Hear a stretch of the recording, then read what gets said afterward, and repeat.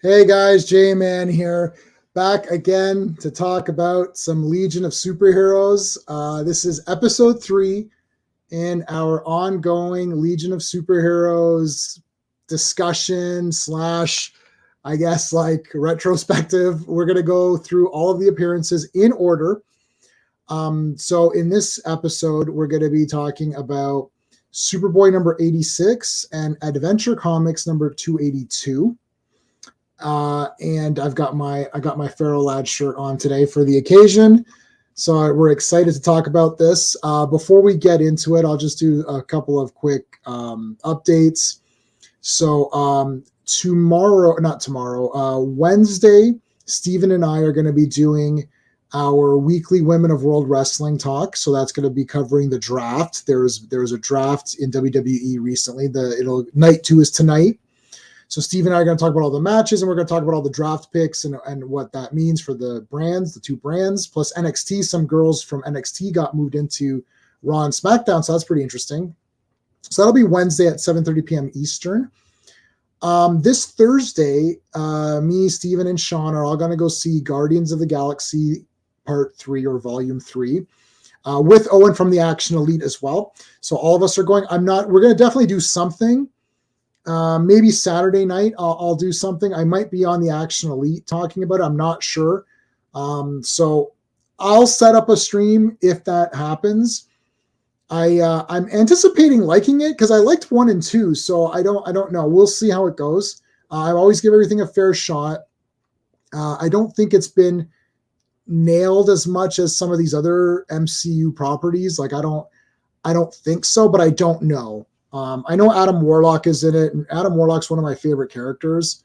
And I was upset when he wasn't in Infinity War, because to me, Infinity War is literally Adam Warlock versus Thanos, or that's at least Infinity Gauntlet.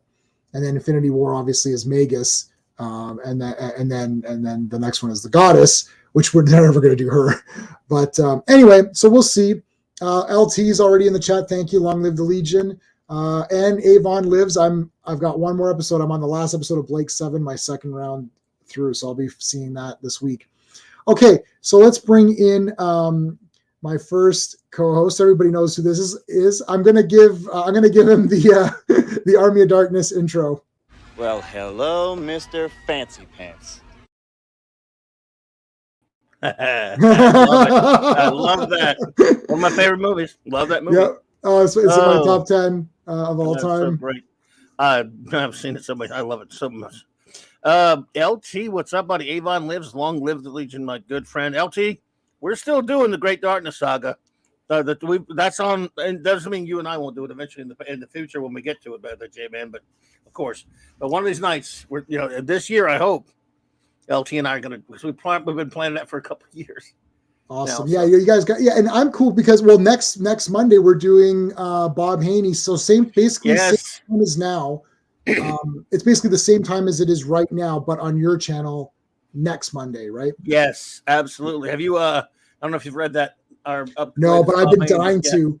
I can't wait to think about that. Dude, this is major bonkers right here. No, I know. And I won't say what it is, but I'll tell this thing on your channel as well. But my coworker, I guess he's in his mid 50s or so. I was telling him about how we're reviewing comics, and he literally said, he goes, one of my favorite comics as a kid was Brave and the Bold. He didn't know the number, but he told me the story, which I'm not going to say. He told me the story, and I thought, wow, that sounds crazy. And then of course it comes to pass that it's a Bob Haney comic. So I'm like, well, that makes, so I didn't know. So he had told me this before we started this. I thought, wow, that sounds really bonkers. And then we started doing this Bob Haney stuff. And I looked it up and I said, let me look up what this is. I was like, oh, of course it's Bob Haney. That makes perfect sense. Oh, yes. It may be as wacky as the Sergeant Rock one we did. It may be wackier. Some think it's wackier. I mean, it's tough. It's tough, dude. It's crazy, yeah. I'm not sure where I come down on that question, but it doesn't matter. It is flat out crackers, dude. It's just nuts in the best possible way. Well, I'm looking forward. So I haven't read it yet because I've been reading so many. I've been trying to. So I read these 2 issues. Now I read these a while ago, so we'll go through them. There's not a lot of Legion things. We can go through the entire issue of Superboy. because I read whatever the you're ready, dude. That's cool. yeah. And what was I going to say? And then at the end, if there's time, I'll talk about that Legion of Superheroes animated thing, which was really devastating. Oh my! You don't suggest I look at such. It's coming on No. the HBO Max next month or this month or whatever. I would skip it like the plague, right? Yeah, I would actually skip it. LT has seen it as well and hated it. Yeah, no. LT's talking about that current Legion straight to video movie drivel. Right. Yeah, it's just called Legion of Superheroes. It's like it starts off and I was like, okay, let's see. And already I was like, within a few minutes, I was like, something's already weird with this. But then at about 35-minute mark, I like, look, it's like I can figure out movies. I'm a film scholar. I took film courses. Like I write movies, I write scripts. I'm writing my third book now. So I understand how stories go. And I start to realize I'm like, oh, wait a minute. I think I know where this is going. I'm like, they can't do that, can they? And then they did it, and I thought, wow, this is really trashy. And it's not even like the story was so good that it made a difference. Like, they could have easily done something else. So I guess I won't spoil it just yet. No, I got you. I couldn't believe it. Nobody cares. Everybody hates it here, so. Everyone hates it, yeah. I don't have to see it, hate it, and LT hated it. Yeah. Well, you guys will. No, go ahead. Go ahead. No, I was going to say, you guys will super hate it. Like, I mean, I hated it, and I've only read about maybe 20 to 30 Legion comics. Like, let's say maybe 25 Legion comics, period. That's enough, though. That's enough, but yeah. And that was enough for me to hate it. And I'm thinking, I was just sitting there, and literally, honestly, you came to my mind immediately. I thought, holy shit, man. Man. I'm protective of Monel. Yeah. Dude, Monel is my favorite Legionnaire not named Superboy. Yeah. And I put him in top 5 for me. Monel would be top 5 for me. Yeah, I love him to death. By the way, I'm going to go subject myself to Guardians 3 as well, but yeah. Well, it might be good. I think it can be good. But they waited too good. Here's the problem. It's too long, though. Not the movie. I mean, they waited too long to make it is what I mean. Oh, you see, like, yeah. Like, this is what? 5 years? 6? What is no? This is, dude, this is like 6 years. Wow. Well, the vid killed at least 2 or 3 They were years. in other movies, but yeah. Ultra Boy, Monel, Cosmic Boy, not names. Let me see. That for LT. I would say... From what I've read, and now I'm remember 20 to 30 issues only, I would say Superboy obviously is my favorite. But Superboy is probably like when I say Superman's my favorite character, I also mean Clark, any iteration like Superman, Superboy, like too. That's the same thing, right? So Superman, and then I would probably say Cosmic Boy, and then Mon-El and Ultra. Yeah, Ultra Boy. Yeah, that's probably be my top 4 right there. I love him. Even Ultra Boy has probably the dumbest origin of all superheroes, and I still love him. I don't mind. The origin's pretty wacky, but well, we'll be getting to it eventually. We'll get there. Not too far down the road, but yeah. Yeah. So Sean's going to be a little bit late. Sean is coming, and I'm going to play him. I'm going to play him the "You Are Late" intro video. Which let me just make sure I have it. And he thinks it's funny, so yeah, I got it. So. I'm gonna play him the you're late. I got you. Hey, with no hurry. We're laid back here. I love that shirt. It's not gonna take us long to go through these comics anyway. They're short ones, but I love that shirt. I love Pharaoh Lad, by the way, as well. Yeah. Top 3 female Legionnaires. That's a good one, Tom. For me, I would have to say Saturn Girl. Yep. I love Shadow Lass. Yep, I'd say she's number 2. And I kind of let me think about it. It's interesting. I'm not 100% sure. I'll throw a weird one at you because I do love the other girls, the earlier girls. I love them all, but I kind of love Dawnstar. I love her. Oh, she's cool for some reason. She's a very interesting character. But that doesn't mean I love them all. I think the only one, you know what? One of the most gorgeous ones was one of the most annoying ones to me. But I fell in love with her later. Was Dream Girl because I always thought her power was kind of dumb. Right. Oh, she just dreams about shite. But now Raquel, of course, once promises to cosplay her one day, because we did a Legion roundtable on the old Global Geek Gang here a couple years back, and she didn't know anything about the Legion, but she enjoyed the and she decided to like the way the costume looked. Talked about that would be quite a crazy cosplay, but yeah, would hurt my feelings. Yeah, well, Dawnstar. That's yeah. she was in this cartoon. She looked. I haven't read anything with her in it yet. She looks cool. She's a native character, right? Is she native or? She's well. She's from what look? planet was she from? LT. I'm trying to remember what planet she was from. LT. She looks like a native character to me. Like she looks like a and yes. But this is remember she's in the in the 30th century. So I always forget the name of. I forget various things about her planet, and but she is from Earth. Her basically she's playing Starhaven. I think was the name of the planet or something like that. But it was colonized by Americans from Earth. Native Americans from Earth and stuff. I see. Right. So it was something along those lines. And oh, good Lord, it's been so long since but she gets lights. It's got the wings and stuff like that. But I do remember it was Starhaven was the name of the planet. It was Starhaven, LT. Yeah, it was. Starhaven. That I remember, and I remember there were alien, Native Americans or Indians, colonized it, years ago and stuff. But I just loved her. Look at her look, man. When done well, when drawn properly, gosh, she's gorgeous.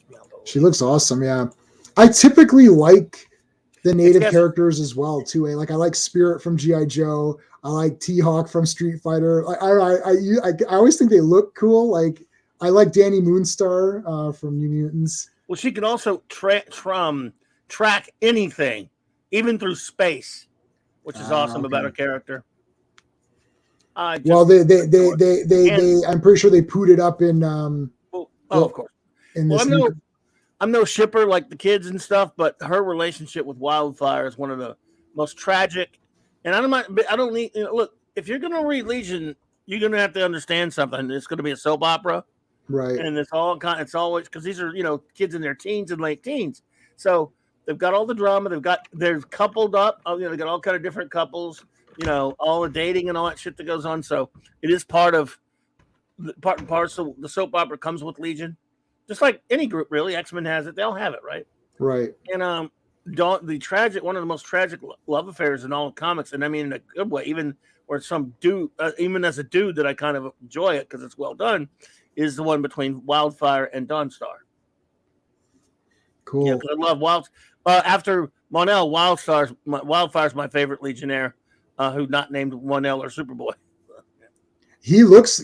So I haven't seen too much of him. Like he was dead. So I think he was dead when I started reading. Then he came back, and basically the last time I read his one of his was where he had come back, and then what happened? He was trying.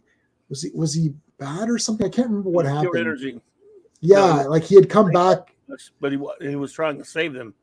Okay. He ended up saving the Legion. He gave his life to save them, but eventually he came back, and they thought he was somebody taking over his old armor and stuff. Yeah. That was yeah. Okay. So I'm all out of order. I decided to stop reading where I was. Like I was on Superboy and the Legion of Superheroes issue like 218 or something. So I decided to stop because we're doing these anyways. I thought, you know what? Let me just. Yeah, that's cool. That's a good way to go. Like let me just start from scratch because it's just gonna get confusing. I'm already reading enough comics anyways.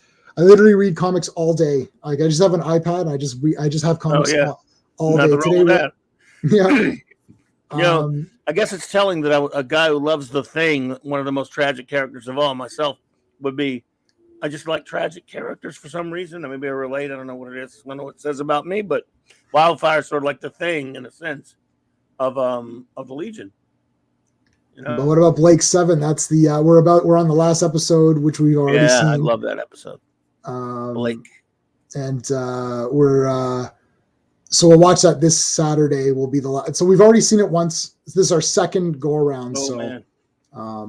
But yeah, my wife's like gonna not be able to. She can't take it. She can't watch that last one.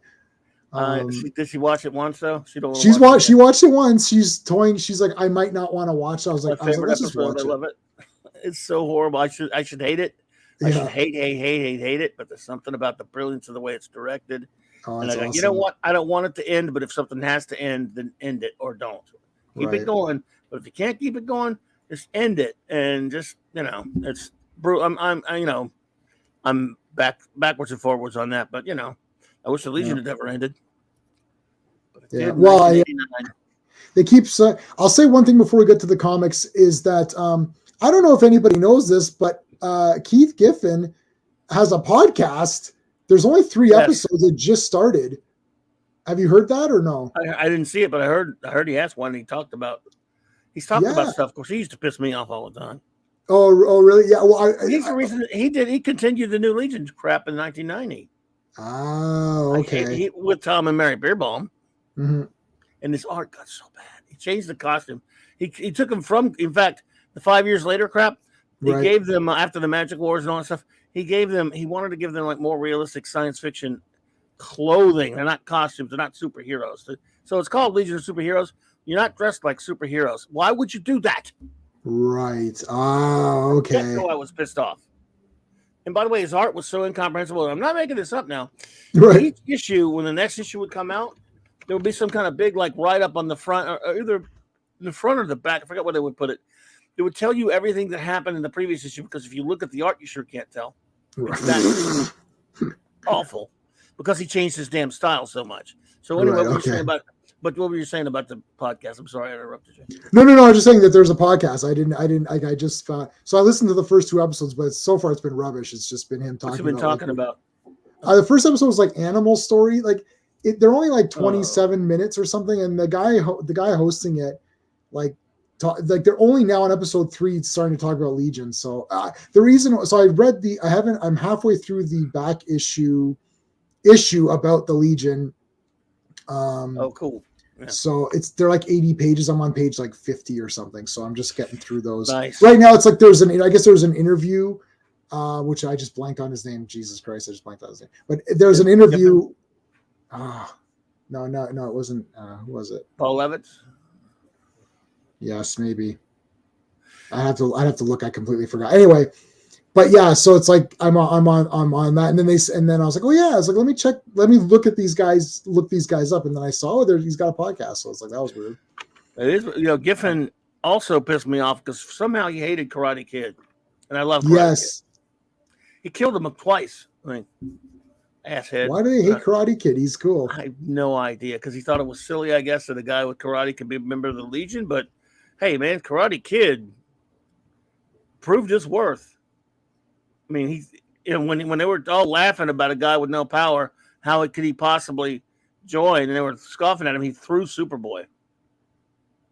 Oh yeah! Awesome. If you have no superpowers, and that's how he got into the Legion, because his father had a criminal background. He had all this, even though he didn't have to do anything to do with it. He learned every kind of martial art conceivable, and then he was able to throw Superboy.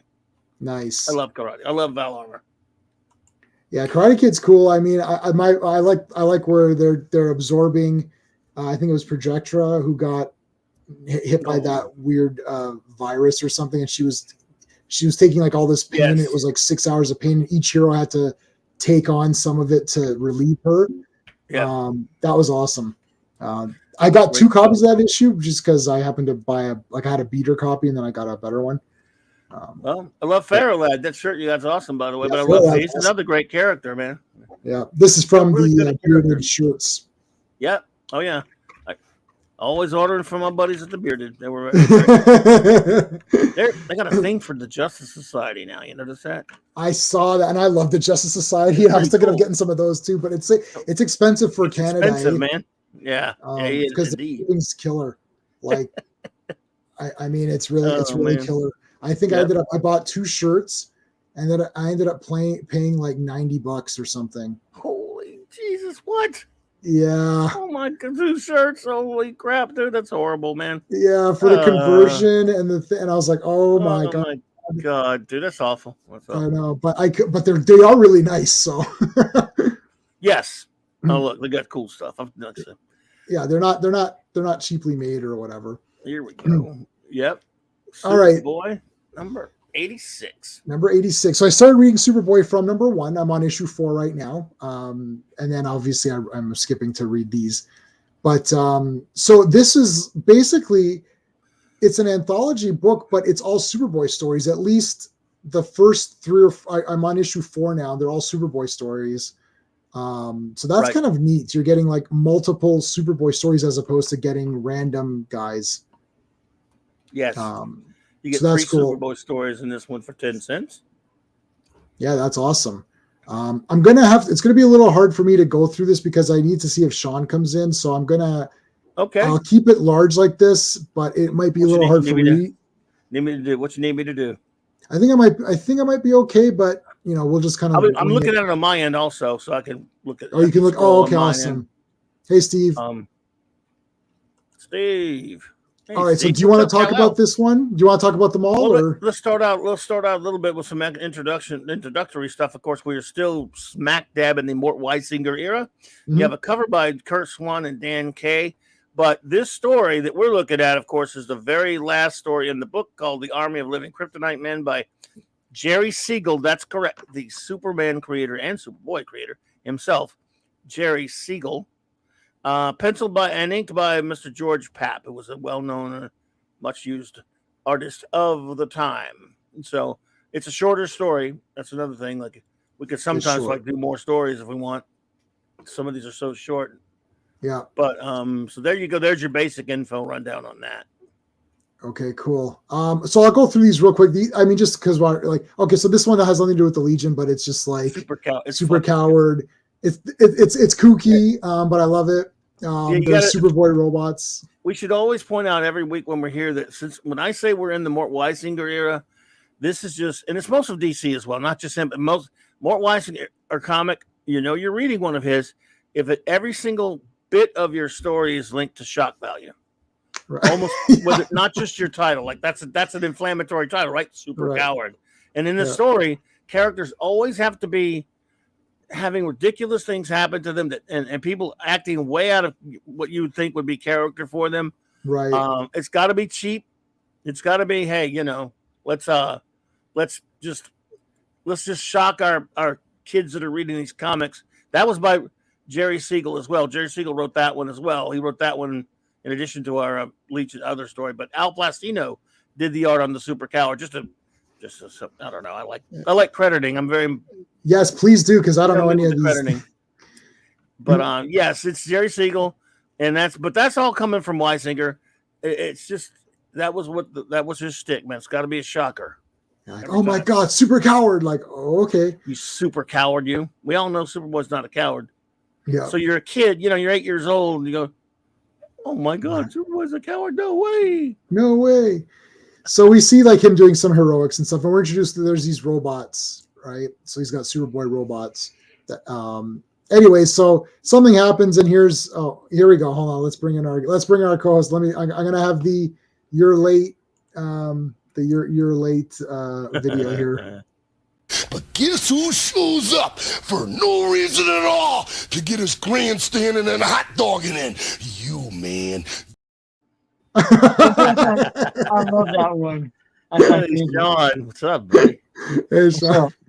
So we just started. We were just kind of shooting the shit for a while. So now we're kind of into it. We're just skimming the first couple stories just to be fun.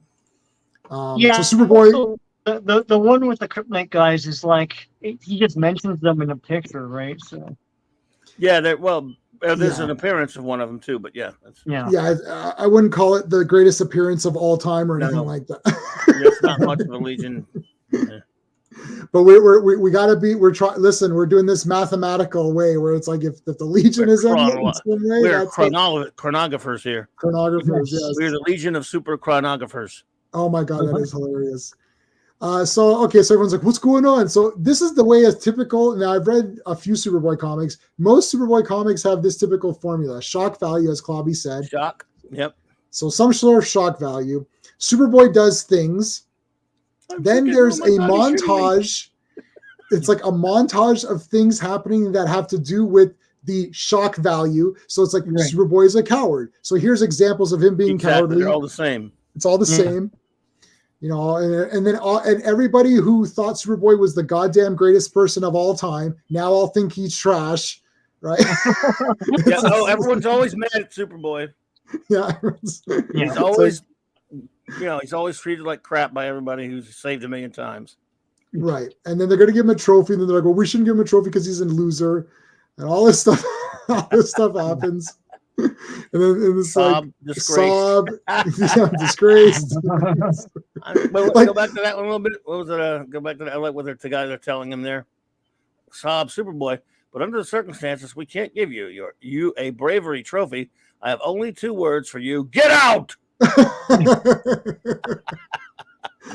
And it's like bravery. Well, Superboy doesn't care about your bravery a trophy. Bravery trophy. Yeah. Yeah, maybe I don't want your sneaking little trophy of weed. I could twist you. I could bend you like a pretzel with my pinky. Yeah, exactly. And then we've got him fishing here, or like he's sad again, fishing. And then he gets shot. With the parents here. Yup. This is Lana's dad. Yeah, Superboy's getting the participation trophy. Yeah. He didn't even get that. He didn't even get it though. He didn't even get the All right, so now all of a sudden he throws the train in there. He beats these guys up. It's like, what? 2 Superboys? It's 2? Like, I'm the real Superboy. Well, you see, one's a robot conveniently. Like, I love Superman robots, by the way, but yeah. So do I Sean. I second that. Like, if I made a movie with Superman, it would have the big yellow key and the Superman robots and all the cool stuff like that, man. Anyway. Absolutely, you got to have a Superman robot. So would you? Yeah, 100%. Literally, the second I saw Superboy robots, I'm like, they must be. Where are these in the movies? This is a disgrace. Why are they not in more? Like, okay, so it's like there's 2 Superboys. It's like, I'm the real Superboy. The Superboy here who behaved cowardly is one of my robots. Why did he do that, Superboy? Why did he do that? And it's the weirdest thing ever. Like, I read this. I just read the Legion story, to be honest with you. Yeah, I did read all of these because I read all this too, and I was like stunned by it because, like, I was like, "Where's the Legion story?" But like, I read all this all the way in the back. Yeah.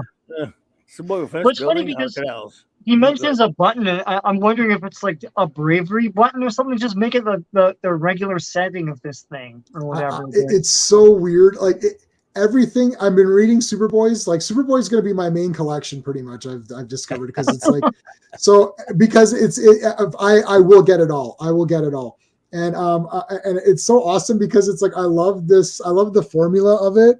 And it makes me feel very happy reading it. So that's literally the reason. But I love that it's like there's like this button that effed up. It's like, dude, like Superboy, man, come on. Why is that a setting? Like, dude, help me out here, man. Like, come on. So anyway, so some setting got messed up. The chicken button. Yeah, chicken setting got. Why would there be a chicken setting? Yeah, like or use this other robot. Like this guy was maybe better. So he'll get that bravery trophy for sure. Now it's like, yeah, okay, thanks, cop. Like, yeah, I can't wait. I can't wait. For that he installed really brilliant of a guy with superpowers to do all that stuff. He installed the wrong. Yeah, it's a dumb trophy. Like a thank you trophy. Yeah, you know. Yeah. I love you get to see my ads. It's like, have I been looking at Folio Society? Yes, I have. Oh, those are nice. Then you got Homer. Then we got Homer, which we can What's he doing in there? Dang it. All those don't appear to be consistent. It's just like a random character name and like a thing. Like I don't know. Yeah. Bobby, if you know more about that. Yeah. Some of that's taken from like an old Golden Age page. Yeah. Or something they just smack in there to. I don't know. That was like literally like one page, right? Yeah. And then just fill up this. Yeah, Homer. Do with Homer with one page. It's just there. Yeah, it's just there to fill time. Wow. To fill up a page. They just stick it on there, and it's not even an ad. They should do that now. Yeah. Just get like a random page of a cool comic, like a good one, and put it in there. Well, if they did a random ad space, it was in lieu of ad space. But go ahead, sorry. Right. Yeah. No, I was gonna say if they did a cool one-page comic in a modern comic, that would be the only good page. So yeah. See, this was actually not even the whole page. It was a quarter, 3/4 of a page, right? So, yeah, it's not even. Yeah, they put a house out at the end. Yeah. Aquaman. Who's that? Okay. You asked for it. Yeah. Aquaman. Do you say okay? I should put that. I put a poll up. Superboy or Supergirl? Who likes who? What? Oh, Superboy. Come on, we're not a bunch of girls here, are we? Oh, we've got 60-40 in favor of Superboy. Oh no! Oh, come on now. Somebody voted for Supergirl. It could not have been LT, and it could not have been Kal-El. These are men. They don't vote for a girl over a man because they were once 8-year-old kids like all of us reading comics. If you were an 8-year-old boy reading superhero comics, I'm sorry. Yeah. Superboy's way cooler than Supergirl, and I like Supergirl. But come on, I love Supergirl as well. It's like, but Superboy is Clark Kent, so Clark Kent wins. I would rather date Supergirl, but I'm not going to vote for her as a better superhero. Now this is the boy who betrayed Clark Kent, but I really liked this story a lot. Robert Bernstein and George Papp. Robert Bernstein wrote it. Robert Bernstein, he wrote a lot of comics back then, but he was actually wrote a lot of the Filmation Superman cartoons and great Superboy cartoons. Awesome. Yeah, I love those. So I really liked this one. So basically, it's like I guess this is the first appearance of Pete Ross, right? That's like he seems to be like a character that continues on. But this guy here is the first appearance of Pete Ross. That would be correct. Yes. Yeah. Yep. Wow. Yeah, I figured because they're just meeting, so I wasn't, but no, like it really is the first appearance, though. Yeah, it really is. Yeah. Okay. So this is great because Superboy's getting, they're being dicks to him, and then Pete stands up for him, and they become buddies. And you're like, this was all done really well. And then it's awesome because he's like, well, Pete, he shows him, this is exactly how it would go. Like they go over to his house and he shows him his room. He's like, oh, I collect, Superboy stuff. And then they go to Pete's place and Pete's like, oh, I collect all these old movie memorabilia things. And he goes like, and I'm an amateur detective. And Superboy's like, okay. And dude, this is so great. He's like, hey, why don't we take our fingerprints with my little fingerprinting thing? And why don't we do our measurements? And so it's doing all these like fun things that you would want to do, like if you were a detective. And Superboy's like, he's going to notice that me and Superboy are the same, have all the same measurements and stuff. Pete's pretty smart.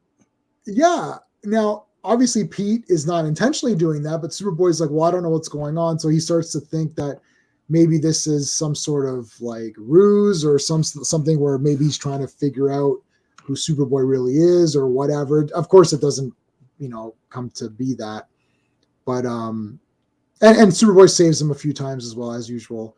And then you find out at the end that I love this. Here's a weird thing. Here's the cape going being that big. What the hell? What the heck? Hey, that's Superman too. The big S. Yeah, I love it. Yeah. Why is it? Is it his cape is elastic? I suppose. It's a giant umbrella. Maybe Plastic Man made it out of his own material or something. That'd be interesting. Oh man. Okay, so Clark Kent's measurements. So and then he gives him a Superboy costume. Now there's a lot of tropes in Superboy where someone like either finds out the identity, but like it's like through some weird thing, or he says it's like I just read an issue where he says it's like, oh, it's Clark Kent, but oh no, it's not. Ha. It's like, but I'd be like, man, it looks exactly like him. Like this is really like pushing really pushing that line where it's like, I'm now seeing you in the costume. It's like I get the glasses and the hair is different, but like now you're in costume without glasses and your hair is like Superboy's. It's like I'm sorry, Pete, but I'm going to have to drop you off of something. Sorry.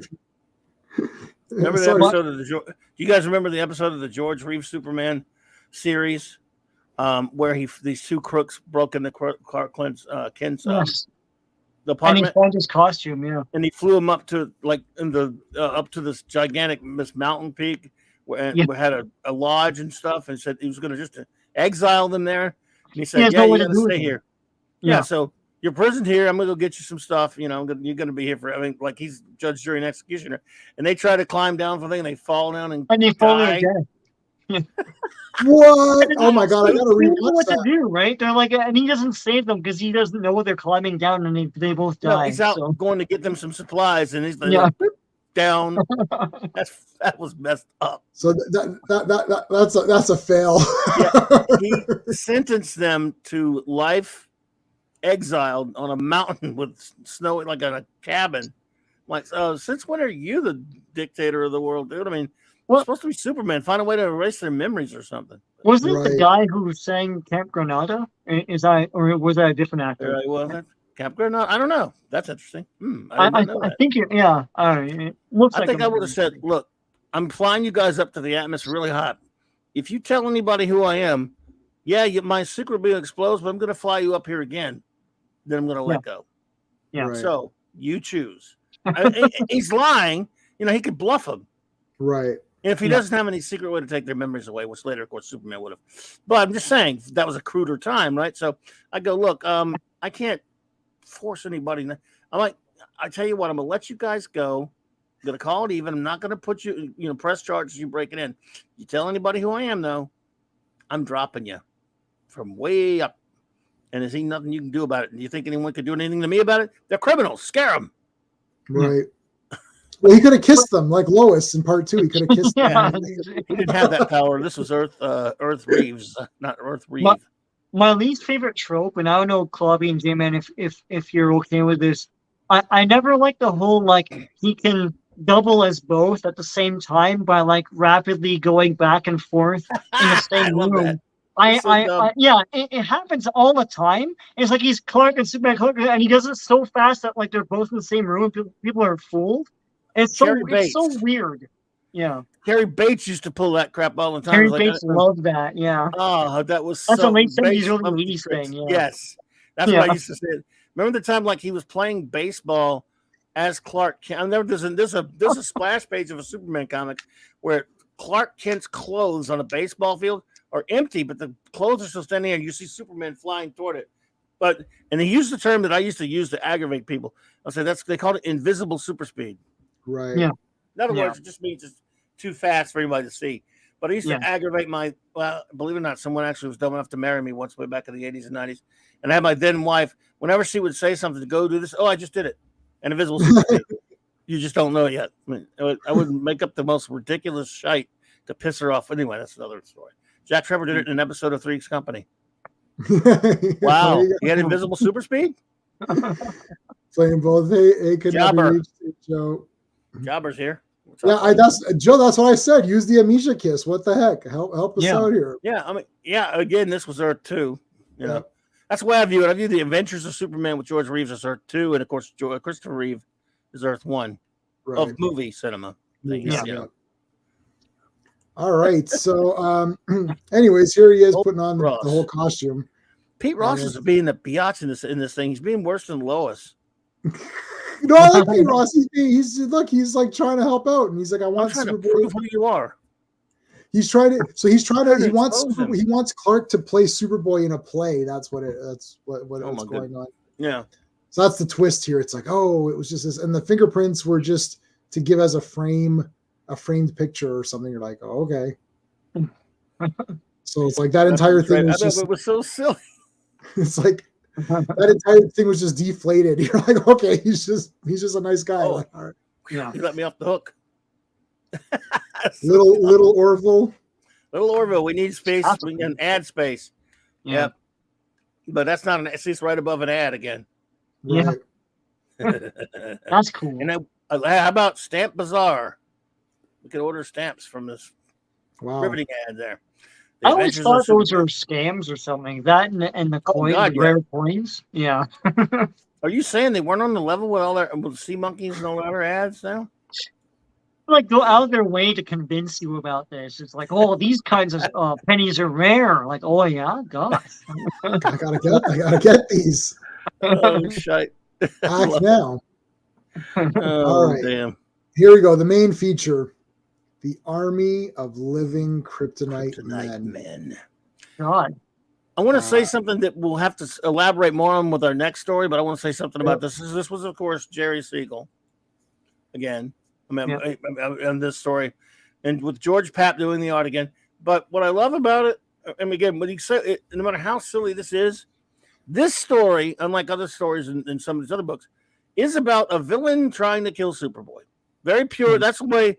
No matter how dopey a story is, that should be what it's about. Whereas the next issue, we're going to see a story that is so annoying because it's about something very petty and stupid. Like anytime it's a story about even that stupid thing about trying to make Superboy a coward. Right. There was some sort of end goal to the story, but we're going to come across a story next or soon that is about nothing and is really annoying. So this one I'm going to give Jerry Siegel some credit for. At least it's a supervillain superhero story. Yeah, and I'm on issue 4 of Superboy, and there's one where he didn't fight, but he was against Mighty Boy and Mighty Boy was trying to show that he's better than Superboy or whatever, and you're like, at least I guess there's something, but like a lot of these issues or stories is just like random like things with Lana happening. trying to do something. Well, Yeah. and we'll get to it. You know, We'll get to it, you know where yeah. I'm coming from. Yeah, they're situation comedies, basically. Right. A lot It's of them like are. there's At a least this is just a situation. superhero story. Yeah, and then, yeah. Yes. All right. I mean, it's silly, but it's, Weisinger, so of course it's silly, but yeah. Yeah. I mean, I think we all gravitate towards like villains fighting the main character type of stories, right? You know, Right. what more? Right. I mean, like Lex Luthor's a classic villain. It's great to see him fighting, Young Luthor. Superman. Yeah.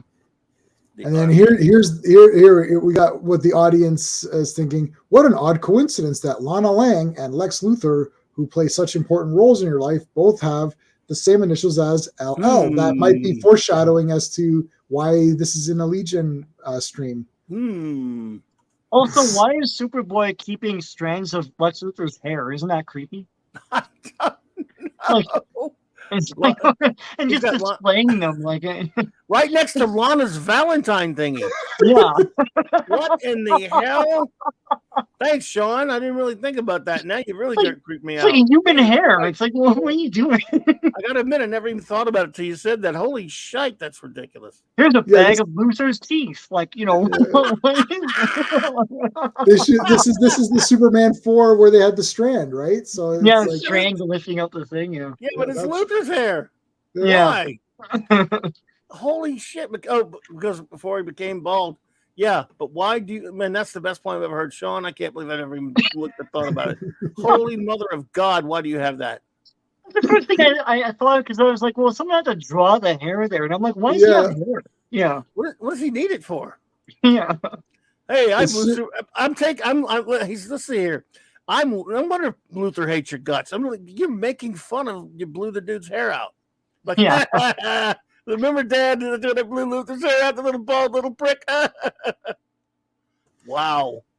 Yeah, well, it's literally here just so that he can make this comment about the LL. That's the only reason it's there. Yeah, Superman really is a dick.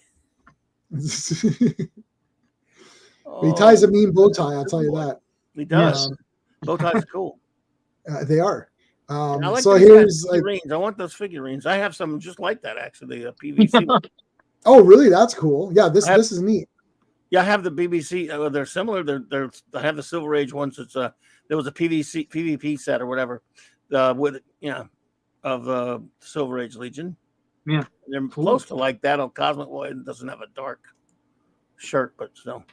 See, so it was all fair. Yeah, that's right. Superboy stole his hair. I'm going to steal yours. That's totally fair. I agree. Oh boy.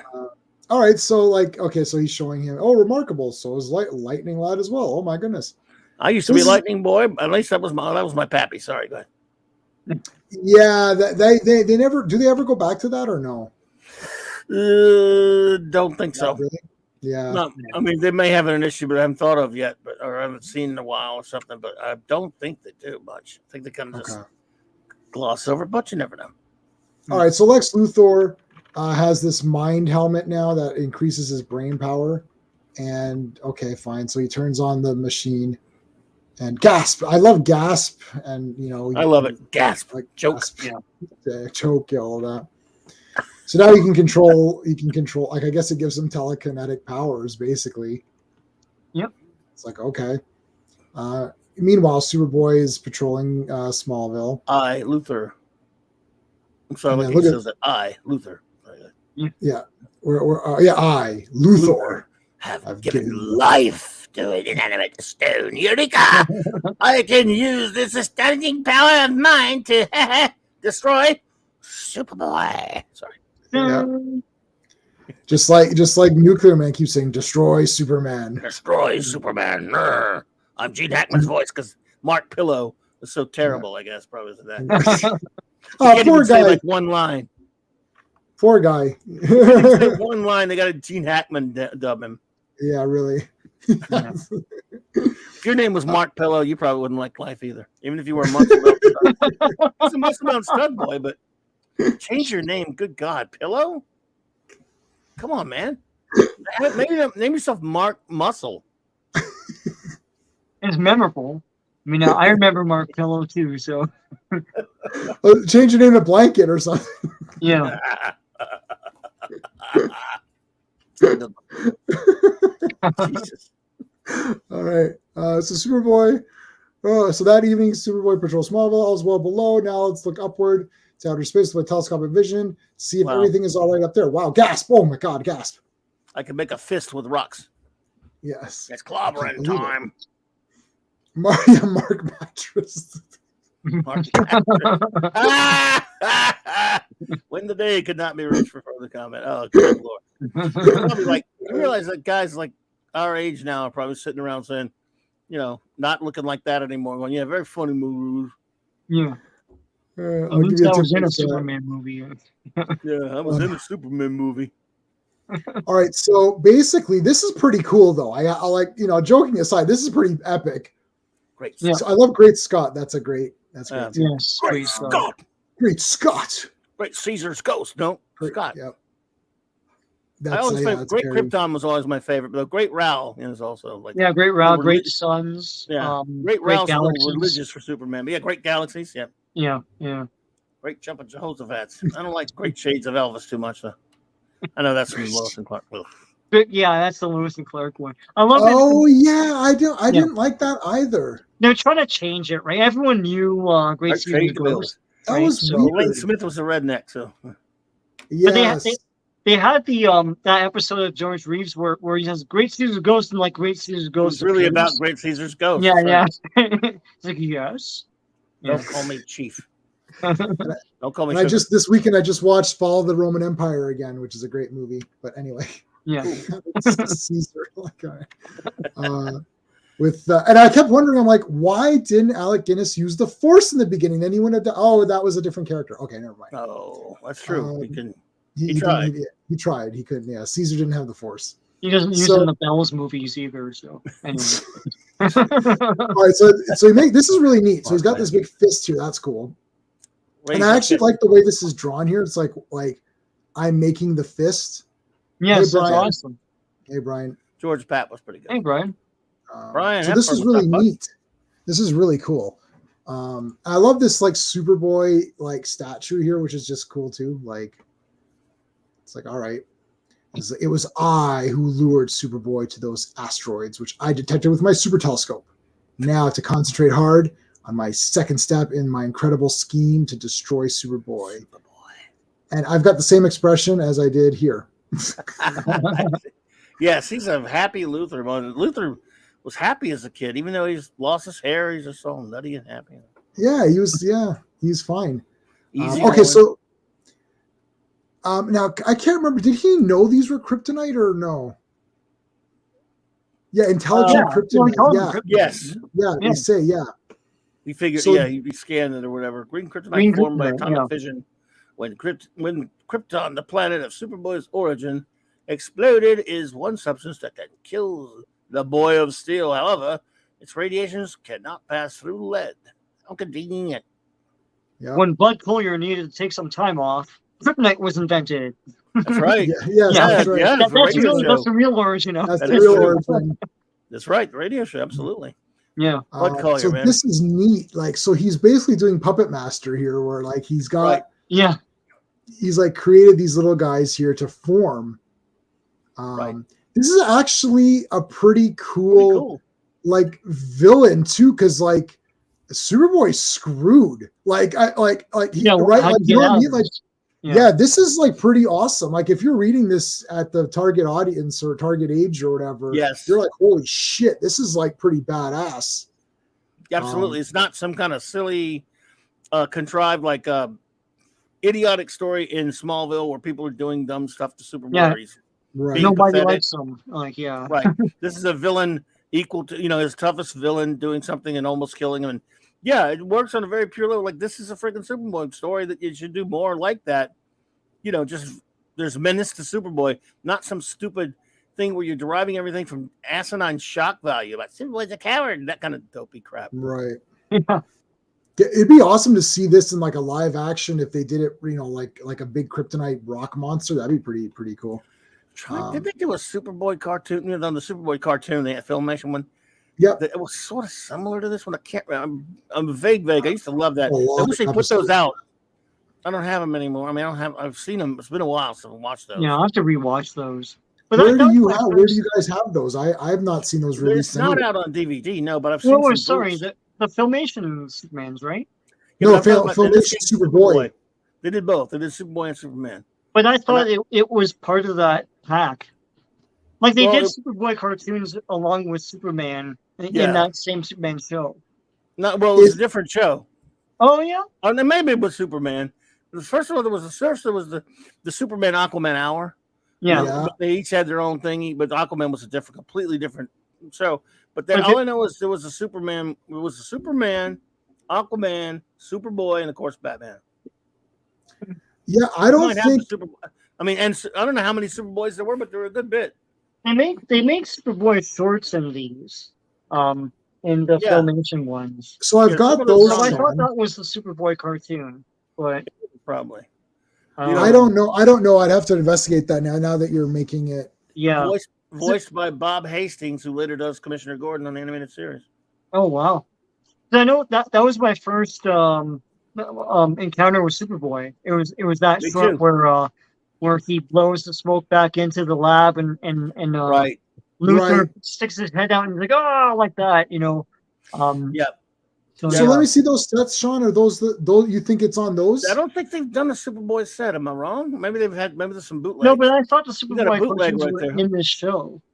They I'm might be. gonna take a look now. So they I'm gonna ask well Okay, my- might so be. hold I on. don't Can have help you those. reach those. Hold on. Appeared in 3 different Filmation series. Yes, so they Okay. okay. Yeah. And there were 3 different ones. There was Aquaman, there was Superman, there was And there I were have 4 different this. ones. There was I'm also pretty a sure I Justice have League one. these. But they made a disc that had all the rest of the Filmation stuff. Is I like just Teen wish I could do one Titans. with all the Superboy ones. Yeah, and it might have those. I'm gonna check after this. Yeah. Okay, I you want know the what? Superboy Check and ones. text me, Sean, and I'm gonna check my problem is my Superman collection of DVDs is behind statues, so I have to move Yeah. statues. But I'm gonna look and see. But I don't remember the Superboy I don't cartoon. think But they maybe were you're released right. by themselves. I remember Themselves. seeing them recently, and it's likely on one of these. So Okay. I don't know. Yeah, I don't remember them being released alone, but I've seen boots of them at cons, and Mhm. I don't know what because they used to show it all the time on was it Boomerang or Boomerang or whatever, Yeah, Boomerang right.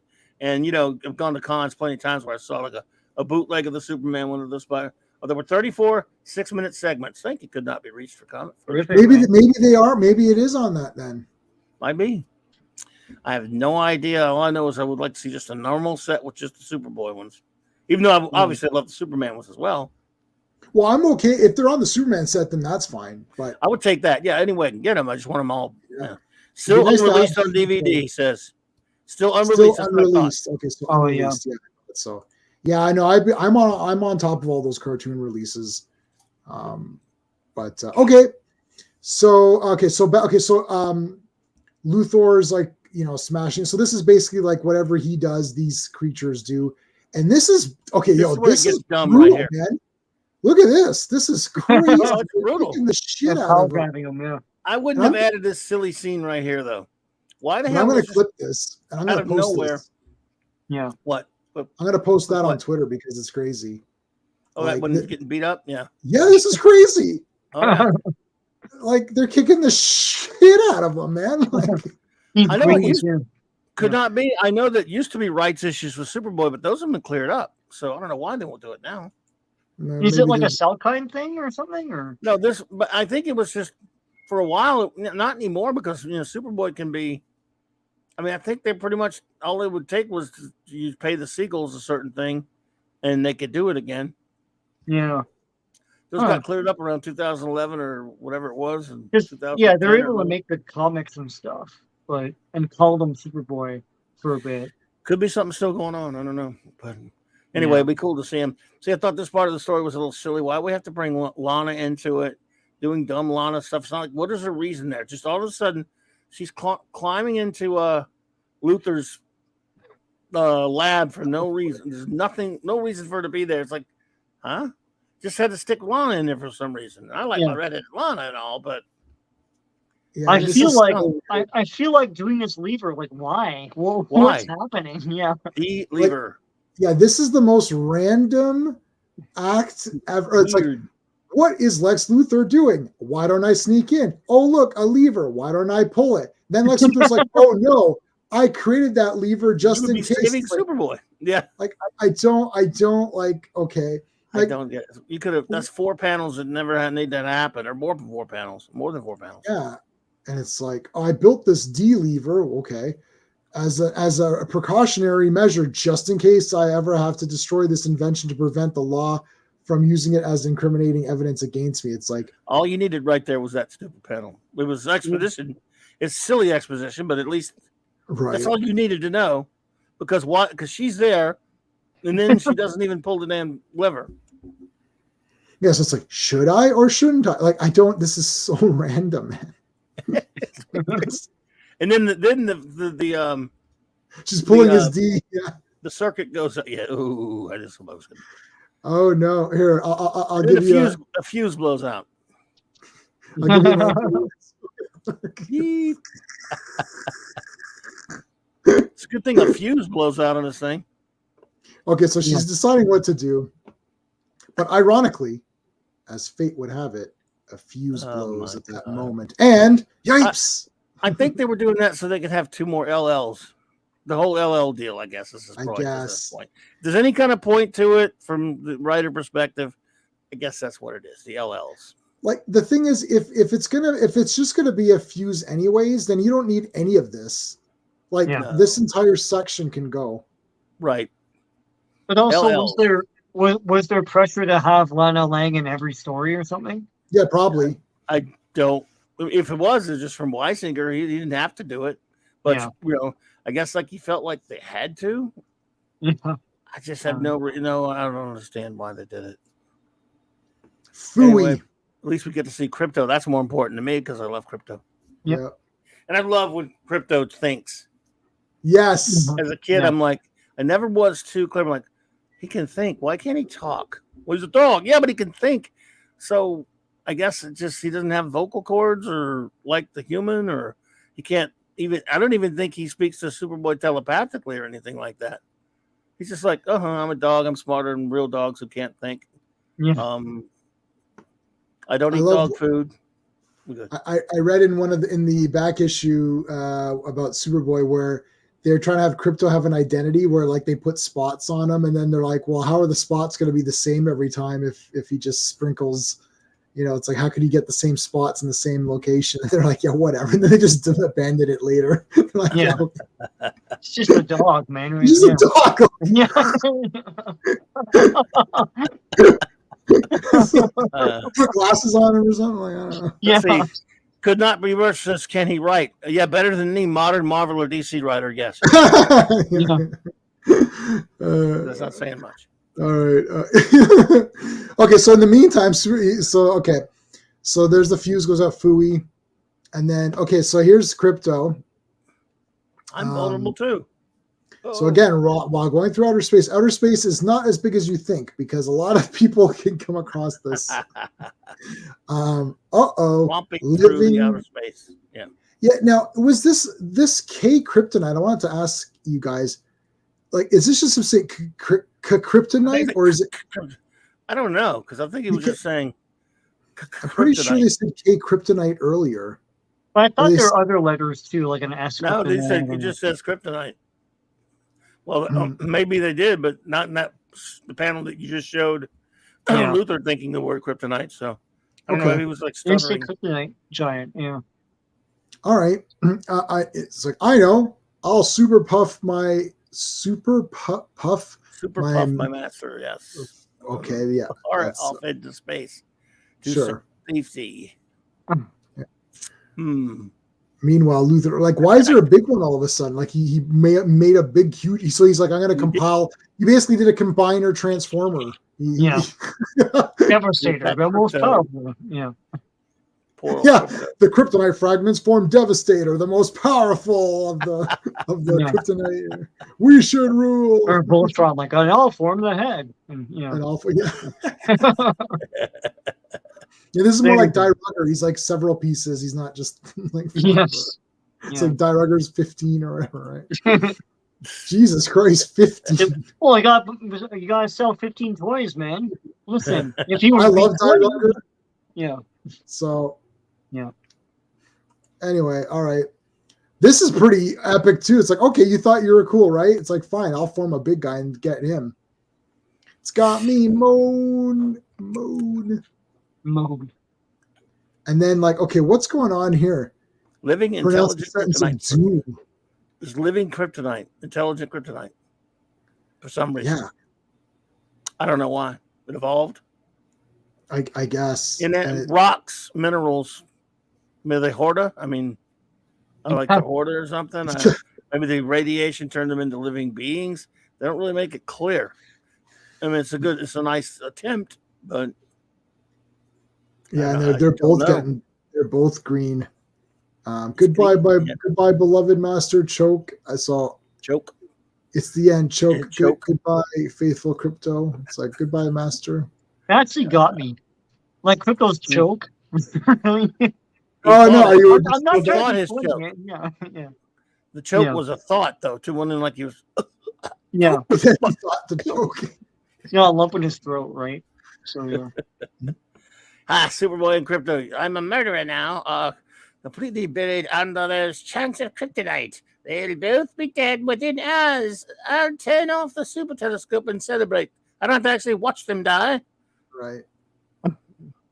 Haha. With Superboy dead, no one can prevent me from becoming the greatest scientific criminal of all time. Luther, my boy, you're terrific. Scientific criminal. They got all these other criminals out there. You know those. Let's see, those other criminals, like those financial criminals, those violent criminals. There's these. Let's see here. The not so bad, kind of okay. You kind of like them, kind of nice criminals. Then they got the Right. mean criminals. They got all kinds of criminals. I'm a scientific criminal, and I'm the greatest one ever. Yeah. I remember Sean, remember in Expect No Mercy with Billy Blanks, where Warbeck at the end, and then there he's like, Warbeck was only the first in a new breed of criminal, the cyber criminal. Well, he almost turns to the camera. He's like the cyber criminal. A big prophecy. It's like, or is it? Is it the end? Well, at least it's the end, or is it? It's like, What anyway, about Ultra Humanite? He was around before Luther. So. he's the first. Yeah. He's the first. I went back and read Action Comics 1 to 30. I read the first 30 issues just to get an idea of like what it was like. Really different, much more different. But yeah, Ultra Humanite appeared before Luther. I was like, what? That's right. Yeah. Ock. Okay, so anyways. Ock. Superboy alive, and Crypto is alive too, but that's impossible. There's no way you two could have escaped from that mound of deadly kryptonite fragments. Wrong, Luther. Too late, Luther. Too late. That's my favorite. That's my bloody favorite part. Luther, you poisonous snake. I knew you'd double cross me, Luther. A lying weasel like you couldn't resist the chance. Nice. What you didn't count on was someone who also has the initials LL, which means nothing to me right now. I mean, no, Right. You weren't sitting around thinking about, hey, there are other people in this universe with LL. Oh my God, I'm in trouble. I need a plan. I need a contingency planning for alliteration. Luther, you didn't God. realize that in the 31st century, there's other guys that are going to come back here and help. Like, what? Lightning Lad, who used to be a lightning boy, or at least that was his pappy. We think we don't know yet. Read who's who in the Legion. A friend of mine from the world of the future who is a member of the Legion of Superheroes. And he should be like, oh, well, excuse me for not knowing about the future, Superboy. Cheater. He's a member of the Legion. It's like, why? Like, I like how he's introducing him. It's like, okay, whatever. Luther doesn't need to know this. Like, it'd be better if he didn't know. Yeah, why would you tell him this? Don't give him more info. This is my favorite part right here, though. In his future, in future time era, Lightning Lad and his friends witnessed my plight on their time viewer. They're sitting around watching TV and say, what do you want to watch tonight, guys? Well, the game's not coming on till later. You want to watch something? Yeah, how about Three's Company reruns? I like my reruns from 1,000 years ago. and they'll be real. Well, let's watch things happening in Smallville 1,000 years ago. Right. Our friends from the future, from the past, Superboy is in terrible trouble. So they sit around watching Superboy reruns of his life all the time. Right. What happens if he's with a woman? I mean, you could watch some, yeah, That'd some be messed up weird. stuff on that time. Was it what do they call it? Time viewer. The time Yeah. viewer. Okay. So wouldn't they see themselves wouldn't they see Lightning Lad interfere? Yes. I don't know. Maybe it's just timey-wimey. Timey-wimey, yeah. Yeah, but it screwed them up last time when they saw like one instant, and then they're like, "Oh, this guy's an ass," and then they went back in time, made a planet, Right. screwed them over. Like, Yeah, I don't like this time viewer, Sean. I'm with you. This is a very unreliable technology. I'm not a fan of this time viewer thing. This thing fails just as much times as it succeeds. I don't know. like when they learn, I guess not. But yeah. Learn your lesson. All right. So yeah, then Lightning Boy came in, or Lightning Lad. Sorry, Lightning Lad. And then he came in and saved the day with his clapping. Yeah. Nice. Yep. And then they flew off. Everything's great. Moments now. Well, even if Luthor, because we're still like, we'll assume everything went correct. Yeah. Even if Luthor did watch, there's not really much he could do. Like he wouldn't have been able to. You think he would have been able to stop it if Lightning Lad came in and saved the day? I don't think he could have really done much. No, I don't think so. I think you're right. Like, there's not really much that he could have. Even if he'd stayed and watched it, he would have seen, and he probably could have escaped. Though I guess he wouldn't have been caught. That's kind of what they say here, isn't it? Yeah. So I love this. This is a great panel.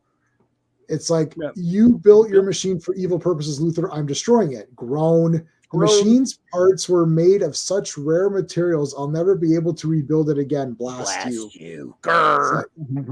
It's like, choose your materials better, Luthor. Like, make it like, come on. So I have a question about that last panel. First of all, there goes Lightning Lad in his time machine back to his own era, though through the time barrier, I hope Luthor will abandon his mad desire to destroy me, because maybe he's learned his lesson. I wonder. Well, yip. So wait a minute. Why is he not in prison? Yeah, they let him go.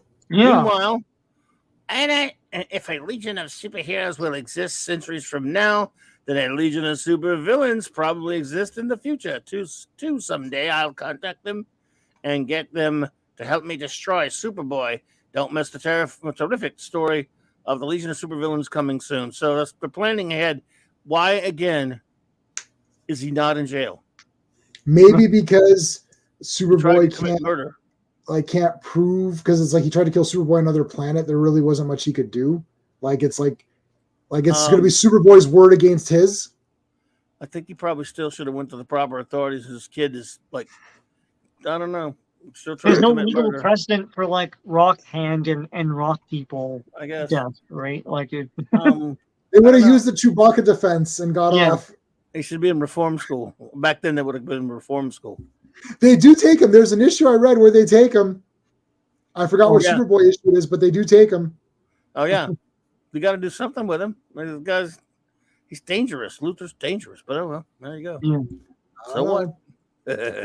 All right. Well, that's the first one. Now, the second, so just to prep everybody in the chat, the next appearance isn't quite as cool as this. At least this was like action packed. Yeah, at least this is a story about a superhero fighting a supervillain. Yes, it's the late 1950s, early 1960s. It's got the dopey stuff in it. All that's fine and good. But holy mother of God. All right. It's a Brady Bunch episode, basically. We've been watching that, and it's pretty astonishing stuff. I love Brady Bunch. Yeah. Been watching the Brady Bunch. What we started on our second viewing is Starsky and Hutch, because we've seen. Oh yeah, that's great actually. We saw that. So Jamie and I saw the movie, and around that time they were releasing the show, and J-Man was like, "Son, have you seen the show lately?" So we watched an episode. And I'm like, "This is smart writing. Like, what is this?" Yeah. I used to love that show as a kid. Of course, I love the Gran Torino. It goes without saying. But that was a cool show as a kid, man. We thought that was some serious heavy stuff, and it was, Yeah. When did you last watch it, Clobby? Just out of curiosity. Someone put the movie on YouTube about a year or something ago, and I sat and watched the movie again. I haven't watched the episodes in forever. Like I want to say movie, right? the pilot, not that No, crap remake movie thing. Yeah. Yeah, that was And awful. I'd like to go back and start watching them again. Probably if they were on some. Oh, they're so good. We just watched the pilot, so we're almost on Blake's 7. We usually watch something Saturday morning and Sunday morning, so that was Blake's 7. So we're going to be done, and then we decided. Then we go through shows, like we cycle through. So now we're back to Starsky and Hutch. We're going to do Prisoner again, second round. Cool. We got to do. The Star Treks we've done we've done Deep Space Nine like 4 or 5 times now. We've done like Voyager 3 times. Like all the and the classic Trek we've done like 4 or 5 times. So it's like we've done all these so many times. It's like let's try something else. Like cool. Yeah, that's a good show though. But yeah, the Starsky and Hutch is awesome. I have the whole thing on kids. DVD. That's a cop show kids were allowed to watch, and of course it had all the cool trap. You had that damn Gran Torino, and yeah. It's very gritty though for kids. Like it is. Like back watching then, it now, seemed it's to be really though. nice. Yeah. So all right. So still only 10 cents. Adventure Comics. Still 10 cents. Featuring Lana Lang and the Legion of Superheroes, and this is the first appearance of Starboy. Yeah, this is March of 1961. Hence the term "still 10 cents" because you're getting close to the price hike up to 12 cents, but you're not there yet. You've got this first story, Superboy, Lana Lang and the Legion of Superheroes, written by Otto Binder, who of course was the co-creator of the series, along with Al Placino. But pencils and inks by George Papp was still in that lovely Mort Weisinger era. So shock value, this is look and silliness beyond belief. Yeah, look, I like this issue anyways, just because I thought it was so kooky, and I was like, Lana, help me out, man, come on. Notably. No, go ahead. Go ahead. I was just gonna say, notably, it's the first appearance of Starboy, by the way. Yep. Tom Cowler, who originally, weirdly enough, just has Superboy type powers that were later changed a little bit. Yeah, from the planet Xanthu, if I remember right. When did they? I don't remember. Has the one power thing been said or no? At this point, not really. It's not really defined yet. Anyway, this is not even the Legion yet. We're not even. We're into things where they're called the Legion of Superheroes. The proper set Legion where you're reading this continuous adventures of the Legion of Superheroes in their time that aren't tethered back to going back to Smallville or some kind of other stuff. We're not even there yet. Yeah. So it's not really in stone that they Phantom. So yes, and anyway, but this is he has. They don't change the origin how he got his powers. They just kind of say some silly. Well, we'll see that coming up. They just basically later just say he loses his powers, go from being very much like Superboy's to just controlling mass and weight and gravity and all that kind of crap. Right. Okay. So this one's here we go, Muscle. There you go. I just watched Pumping Iron for like the 400th time again yesterday. That's like one of my most watched movies. Really? I can't get enough. Well, I just watched the Strongman stuff with Arnold. They just they streamed it all, so it was like it was like wow. 17 hours. I watched all 17 hours of it. Wow. Anyway, I like to keep up on the strongest people. Sure. Well, I hear you. Okay, so Superboy. I like this. I this is very bright, and it's like okay. Like there's all this stuff going on. So basically, so holy cow, you want me to patrol Xanthu? Is that how you say it? Xanthu. Yes, Xanthu works for me. For you, Starboy. Yeah. This is probably the dumbest story. One of the dumbest stories I've read in a long time. I know it's dumb, and I kind of liked it for its dumb. I liked it for its dumbness. Oh, it's funny. So Lana's here, and she's trying to make Superboy jealous. This is her big plan here. Yeah. So, okay, first of all, like this Grim Reaper weapon is awesome. He's using a scythe to cut front yards. I mean, okay, is that really efficient even with superpowers? I don't know, man. It is. Yeah, I don't think it would. I think if you went so fast, it wouldn't cut. It would just skim the grass. Yeah, right. I don't think it would. I don't think it would work. Yeah. I only got a 56% in advanced physics, but still 56%. It's still a pass in Canada. You passed, yeah. I passed physics. I passed advanced physics. It doesn't matter. So you take my word for it. I don't think it would work, but maybe it would. I don't know.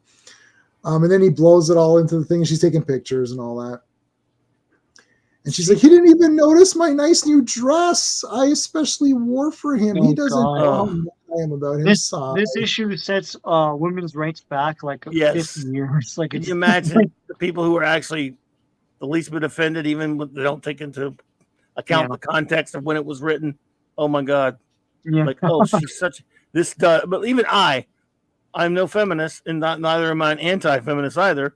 Just as far as I'm talking about, I'm no fourth wave one or anything or third wave one. Even I go, whoa, this is cringy stuff. So cringe. I mean, you can. There's a. We've already seen for the past 10 years the way not to write women. But this was 60 years ago the way not to write women, and it wasn't just Marvel. It wasn't just DC doing it. Marvel was doing the same stuff. Oh yeah. Yeah, I cannot stand Karen Page, and I cannot stand even Sue Richards was written like that early on, and all the women were written by by these, Yeah, Janet Van Dyne. There's an issue of Avengers early on when she's doing her makeup and everyone's waiting for her. So yeah. Remember that Batgirl cover by Carmen Infantino, where Batman and Robin are about to be killed or something, and she's saying, "This is even worse. I might have a run in my stocking." I remember the Bob Haney Brave and the Bold we covered, where Batman's in the wheelchair, and she's literally like, "Oh, my hair got wet. I can't go on patrol." This is that level, even worse, because all she cares about is, first of all, it's a stupid idea anyway. She wants to make Superboy fall in love with her by making him jealous. Because, you'll show the reason why where she gets the stupid idea. Right. From a movie. All right. Yeah, from a movie, yeah. All right. So at home later, on Superboy. She has a pinup collection, which is great. Oh, he's so powerful and handsome. He's clever and so indifferent to me. My romance with Superboy just hasn't got a chance. Oh, look at all this! Like, you think if she had so many pictures of him, she realized it's Clark. Maybe it's Clark. Yeah. No. Like, you just draw glasses on him like the Donner cut, Yeah. Out of matches, Dad. Why worry? My X-ray vision will light your cigar. Thanks. What a super convenient son you are. I love that this promoting smoking. It's like yes. Like, hey, Classic Comics, how's it going, man? Appreciate Classic Comics, what's up, buddy? Classic. Back there. All of them were doing those. Well, especially the Marvel guys. But they were all doing those exactly. Those Millie the Model and all those types of different types of Night Nurse and all that. Yeah. Night Nurse, yes, sir. Speaking of the ladies, let's look at the poll. We've now got 67% Superboy, 33% Supergirl with 9 votes. Wow, so Supergirl's got some votes. Why? Anyway. It's like, all right, so she looks over. I love this panel. Why does she think he's going to figure out her crush? Like, who cares? Out there. She's thinking, though, was it? He's reading a book, Clark's reading a book in his backyard. I'll pull down the blind. He might laugh if he glanced over and saw what a crush I have on Superboy. First of all, your assumption he's a guy he's a normal human being wearing glasses, sitting way down there. How can he see into your room and see your pictures of Superboy? I don't know, but also like we all had crushes. We didn't have like 100 pictures of our crush in our room. You didn't? Yeah. You didn't, Sean? Oh, never mind.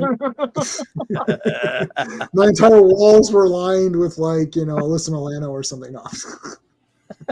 Oh God, no. No, I'm just joking. They're aligned with yeah. somebody else. I'm not going to tell you. No. Alanis Morissette. No. No. Did you ever see that? Did you ever see that documentary with me, Sean, in the theater? That I think we're alone now. Yeah. My wife went. Yes, you're right. Yeah, Okay, we all went to see it. Yeah, there's this documentary, Clobby, that's called "I Think We're Alone Now." It's this guy that loves Tiffany. I think we're alone now. Doesn't Tiffany the singer? Oh yes. But obsessed with her, and it's like really sad. No, he has about a dude being obsessed with the singer, and they made a documentary about it. Yeah, so he has a picture of Tiffany lining all of his walls. Wow. In his entire house, so that and at eye level, so that no matter where he's walking, he will always see Tiffany. Right? Wow. And at the end, so he goes to all of her concerts, and and he gives her presents and sends her stuff all the time. And at the very end, they're like, "Oh, do you like anyone else other than Tiffany?" And who was the other one? Was it Alyssa Milano that he said? Oh, I can't remember. But at the end of the documentary, they say to him, "It's like, okay, so you love Tiffany?" He's like, "Oh yes." They're like, "Is she the only one? Do you love any other celebrity?" He's like, "Yeah, I think." He goes, "I also love Alyssa Milano." They're like, "Oh, awesome." So it's like, so who's your number one then? And he's like, "Oh, Alyssa Milano." And that's how the documentary ends. You're like, wait a minute. We did this whole thing. Yeah. This entire movie has been about Tiffany. And you're like, we didn't even know that he liked Alyssa Milano more than Tiffany. Was he pulling a joke on somebody? Or was this like, I don't know. Maybe her picture's in another room. Yeah, I don't know. He looked like Teller from Penn and Teller. Oh no! But yeah. Oh my goodness, that was a documentary. Wow. Yeah. Oh, Fancy voted for Supergirl. Oh no, he's saying better, but she was cuter. Sorry. Well, she is cuter. If you vote, Fandy, if you voted for Supergirl, you and me gonna talk, boy. Yeah, he may not have. I could be lying. I don't think you can tell. I can't tell who voted for what. Can you? No, I don't know. You can't. You don't even get a vote because it's your poll. Yeah, I can't vote either. Unless you go with another name or something. I can't vote on mine either, but I voted on yours. So, anyway, this is some goofy crap here. She goes to. Okay, so she goes to see this romance movie, and she's like, "Now I'm going to make him jealous." Except how? This is actually pretty funny. It's like, how can I make him jealous, right? Because there's nobody else that's better than Superboy. Yeah. And then this is so weird. You're forgetting something. Go back to that panel. Yep. But Janet, why are you dating Tom when you really love Ned? Simple, to make Ned jealous and pay more attention to me. That's how it works. Yum, no. And then Lana gets the maybe in 1962. Sorry, go ahead. Yeah, 61. Now, how would you like it, guys, if you're just doing your day job, and all of a sudden these friggin' horseshoes get thrown on you? What the shit? I'd be pretty upset. Yeah. The hell? I mean, out of nowhere. What? This is like Bob Haney territory. That was Bob Haney stuff. Starboy actually destroys places. Like there's houses submerged here in this next panel. Yeah, what are you doing? People suffered, probably died, and he's like, "Oh, I'm just trying to get your attention." Yeah, we're just screwing around, dude. I couldn't just pick up, send you a text message. Yeah. Just fly over and be like, "Hey, what's up?" Hey. Yeah. Okay, I'll dump these empty cartons, and then boom, what's going on? Whoa, what's happening? And then he's like, "Okay, who could possibly hurl such heavy things from miles away?" Okay. A villain, maybe? Yeah, let me go solve this mystery. Gosh, the Smallville Dam is overflowing. I'll find out what's wrong with the overflow outlet. That's supposed to prevent this. The damaged grill is... the drainage grill is clogged. Oh, I'll break it up. I love log jam. That's great.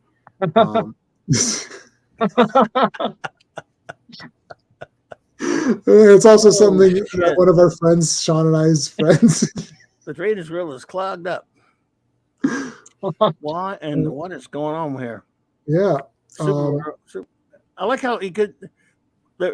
He made clay letters and they all were able to hang in the air like that. And yeah, maybe it got Calvin's Clave's Calvin or whatever. Why didn't he do this as the first thing? Or why can't he just walk up to him and say, Superboy, like the other Legionnaires did?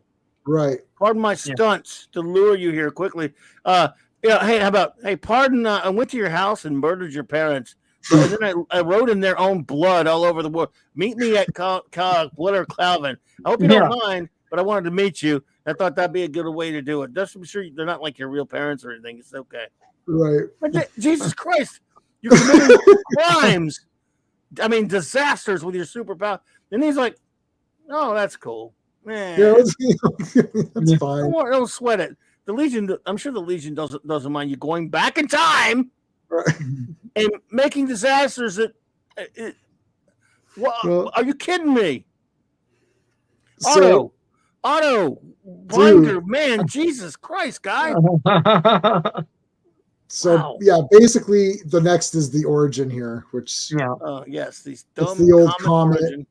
It's still not dumber than Ultra Boy's origin, and I love Ultra Boy, by the way. I'm just saying. Yeah, so the comet goes by, he crashes, he gets powers. There you go. Yeah. So and he gets Superboy like power, so he can go cause natural disasters. Well, he's got these terrifying powers, and like the father's like, "Hey, you got powers, okay." And then, I love that they're writing them down. Like, what else could you like do? he's destroying things with his eyes. Like, But we're going to give you costumes. yeah. Right. With this costume, you'll fight for truth and justice. Okay, that's it. That's how things worked back then, man. Yeah, that's the way it goes. We made the perfect costume for you. Yeah. Starboy, why do we call you that? Because. Welcome to the Legion of Superheroes. Because we just trust us. It's a great name. No one's using it. So Now I forget. Starboy is in the 31st century, or does he go to the 31st century? I can't remember. No, he is in the 30th century. Back then it was the 30th. Yeah, but yes, he is.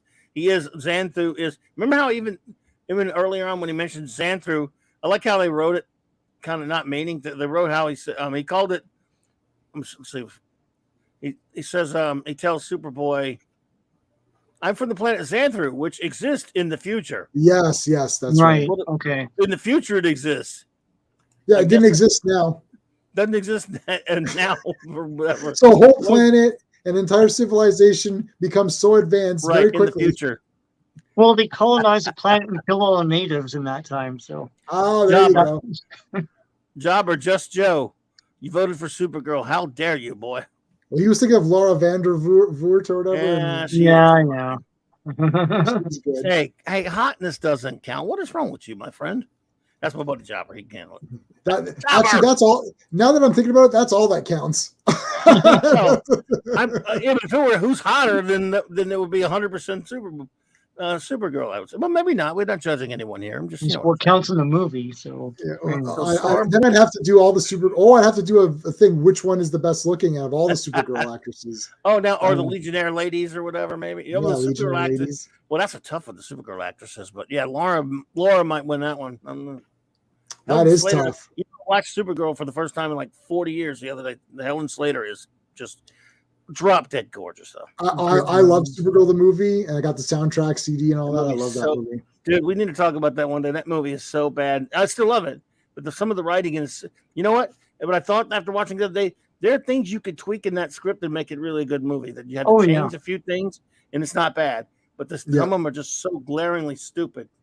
But in the Phantom Zone, it's pretty cool. Like choppy. That entire sequence, like that whole thing. They don't explain shit about the Argo City. They don't explain shit about the Phantom Zone or how you can get in and out of it like that. And any of that kind of stuff is really dumb. Yeah.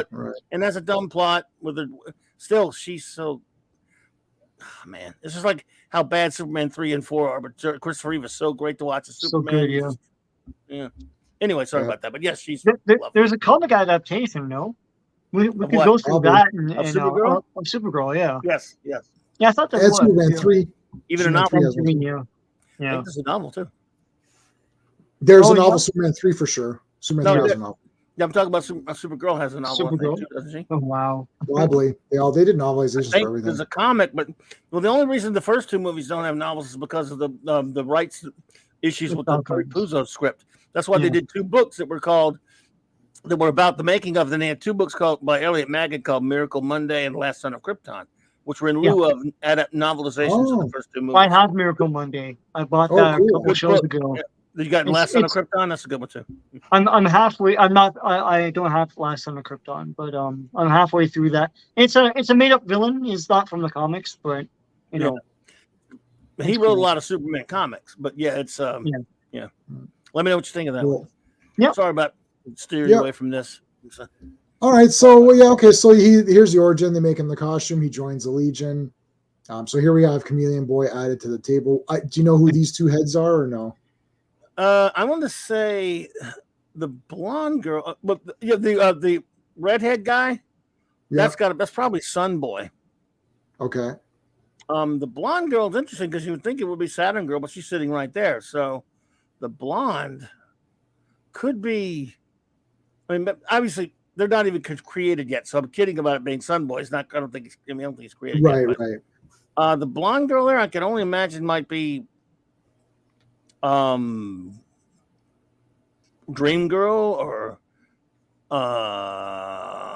Princess Projectra, even though they both have kind of like white hair.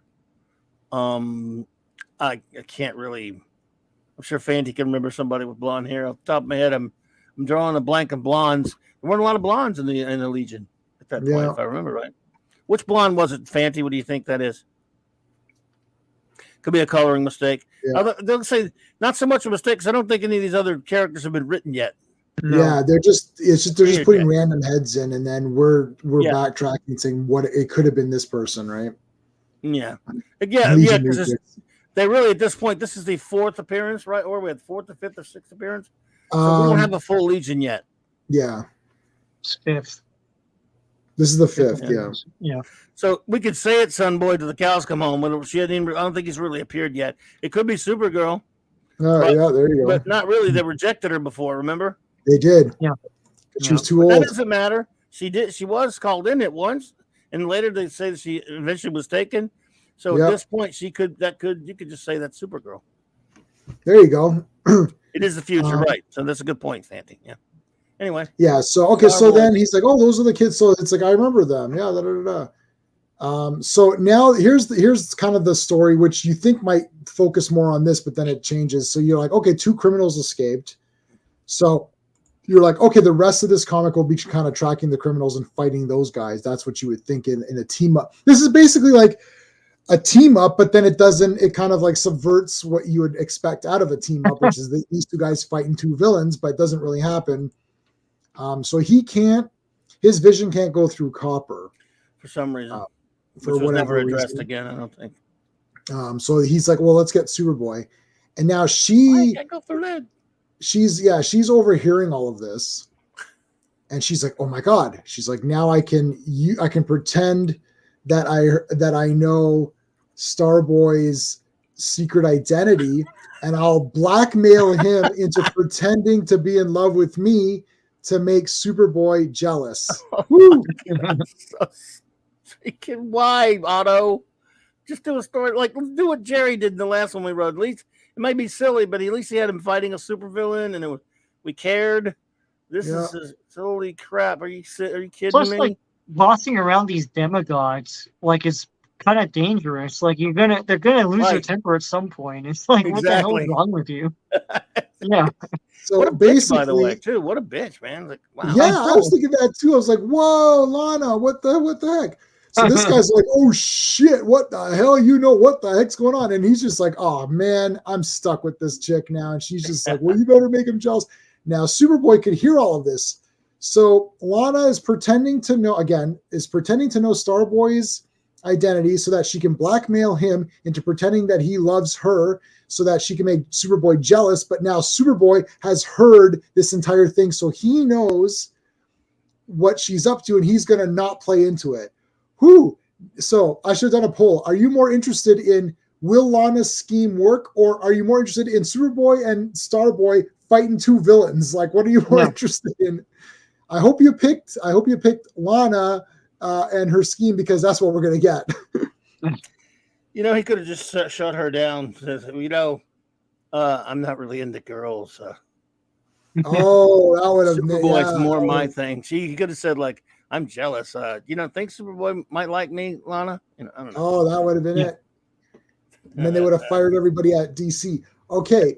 That would have been it for that. Would have been it for that comic. Oh, Morty. Yep. I love the way that the parents are like, "Huh, Lana, a trip to a strange world in the future might be dangerous." Might be dangerous. Do You think? Really? Really? Go Why? to the future. Why? Why? Well, this guy's, I don't know, but he's called Starboy, and he's even more mighty, or as mighty as Superboy by lifting it. Oh, he had to prove he lift the car to prove it. But I like how, like, if you go back up when she's threatening him, saying you better make it good, like convincing the parents like to take her to like the future. It's like you want to keep your identity. Yeah. My God, like the audacity of this woman. You know, he could have said, "Oh, sure." Then he drops her at her parents and says, "You know what? I'll be right back." And then uses this ridiculous super speed to go back, and he and Superboy just go to Xanthru and leave her behind. She can't do anything to him after that point. Yeah, that's true. But like as we're going through this is my second time going through. I'm getting more pumped up for Lana, man. She's getting shit done. Yeah. Like I gotta tell you, she's commanding everybody. Like she's getting a lot of gifts. It's like she runs the parents. It's like, yeah, Mom, I'm going. I don't think it's too dangerous. Oh yeah, shut your mouth. It's like Starboy knows what he's doing. It's like, okay. Lana's a go-getter, man. She's going places. She's not going to be small to along. Hey, at least he fixed the guy's battery too. It wasn't very nice of him with his. And the mother's like, Starboy is even better than Superboy. based on seeing him do one thing or two things, mechanic. He's now better than Superboy. Yeah, you can take our daughter to the future. Yeah. On an alien planet, that's fine. We're good. That's fine. Yeah, that's okay. That's fine. And then so they get in there and they're going. So he's like, I know her whole It's even better than Superboy. Wow. All right. So then they come back to the cave. God almighty. She has her parents' permission, so that's nice of her. At least she asked. And now they're going into the 30th century. So in my world. So he gets here and it's like, wow, it's like this big thing. So here's Xanthu. I can't remember what it's. It's a world of super science, far ahead of the 20th century. Well, if they've got all this science, did they not figure out a way to see through copper? Like, no, that's a bridge too far. And what about a way to erase Lana's memory? Right. Like Dr. Bashir does all the time on DS9. Listen, anything Dr. Bashir does can happen. 56% in physics. He erased the Klingon's entire life from his memory, but like his Worf's brother. Remember that stupid crap? Yeah, I remember. Listen, 56% in physics. It can happen. Lana can wait here while I take the prisoner to jail. Superboy. Yeah, this guy sucks. This guy had all this time to make a run for it. He's like, I'll get him.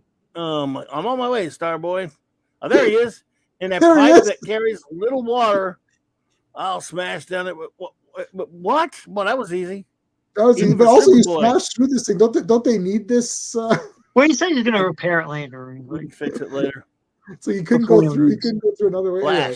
Blast the luck. Yeah. Damn it. All right. So he's captured, and now Starboy is sewing a dress. Oh God! Starboy thinks a lot for me to go this trouble. Doesn't it look glamorous, boy? Yes, Lana, it's stunning, magnificent. I guess that's why I call it the Rainbow Bridge. Psych. He's looking at the bridge to Asgard. Bifrost right there. Yeah, he's looking at this bridge over here. Okay, when did she change? Like, was there did she go behind? A little bitty room between the panels there that you can't see. She went behind the panel to change. All right, she changed and came back out. That's fine. That's what Oh, drat. I bet my dress you sticking them onto you. I would use other language like you.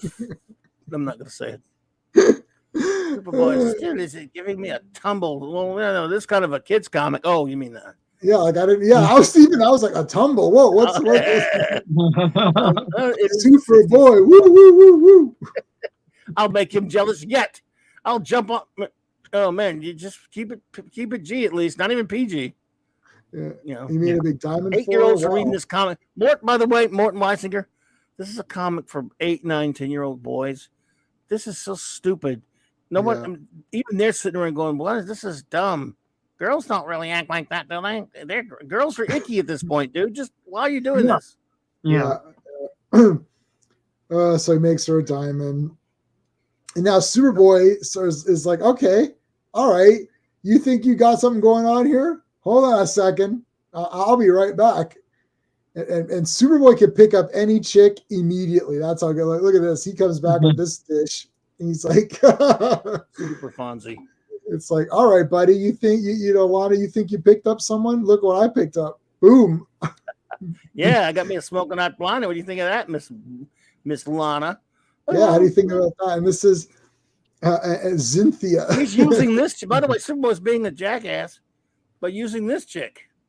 Well, so the thing is, there's a twist. There's a twist coming later, right? Yes. So at first you might think, why is Superboy being a jerk? going to her level? Yeah, we all know why. We all know why. We do, but we read it. Yeah. It's like, oh, he goes, you mean the way? She's like, oh, how disgusting. Superboy is obeying her every whim. What an odd tiger. He stripes run the wrong way, and he's not a tiger. Weird, yeah. You mean like the way Starboy obeys your every whim, Lana?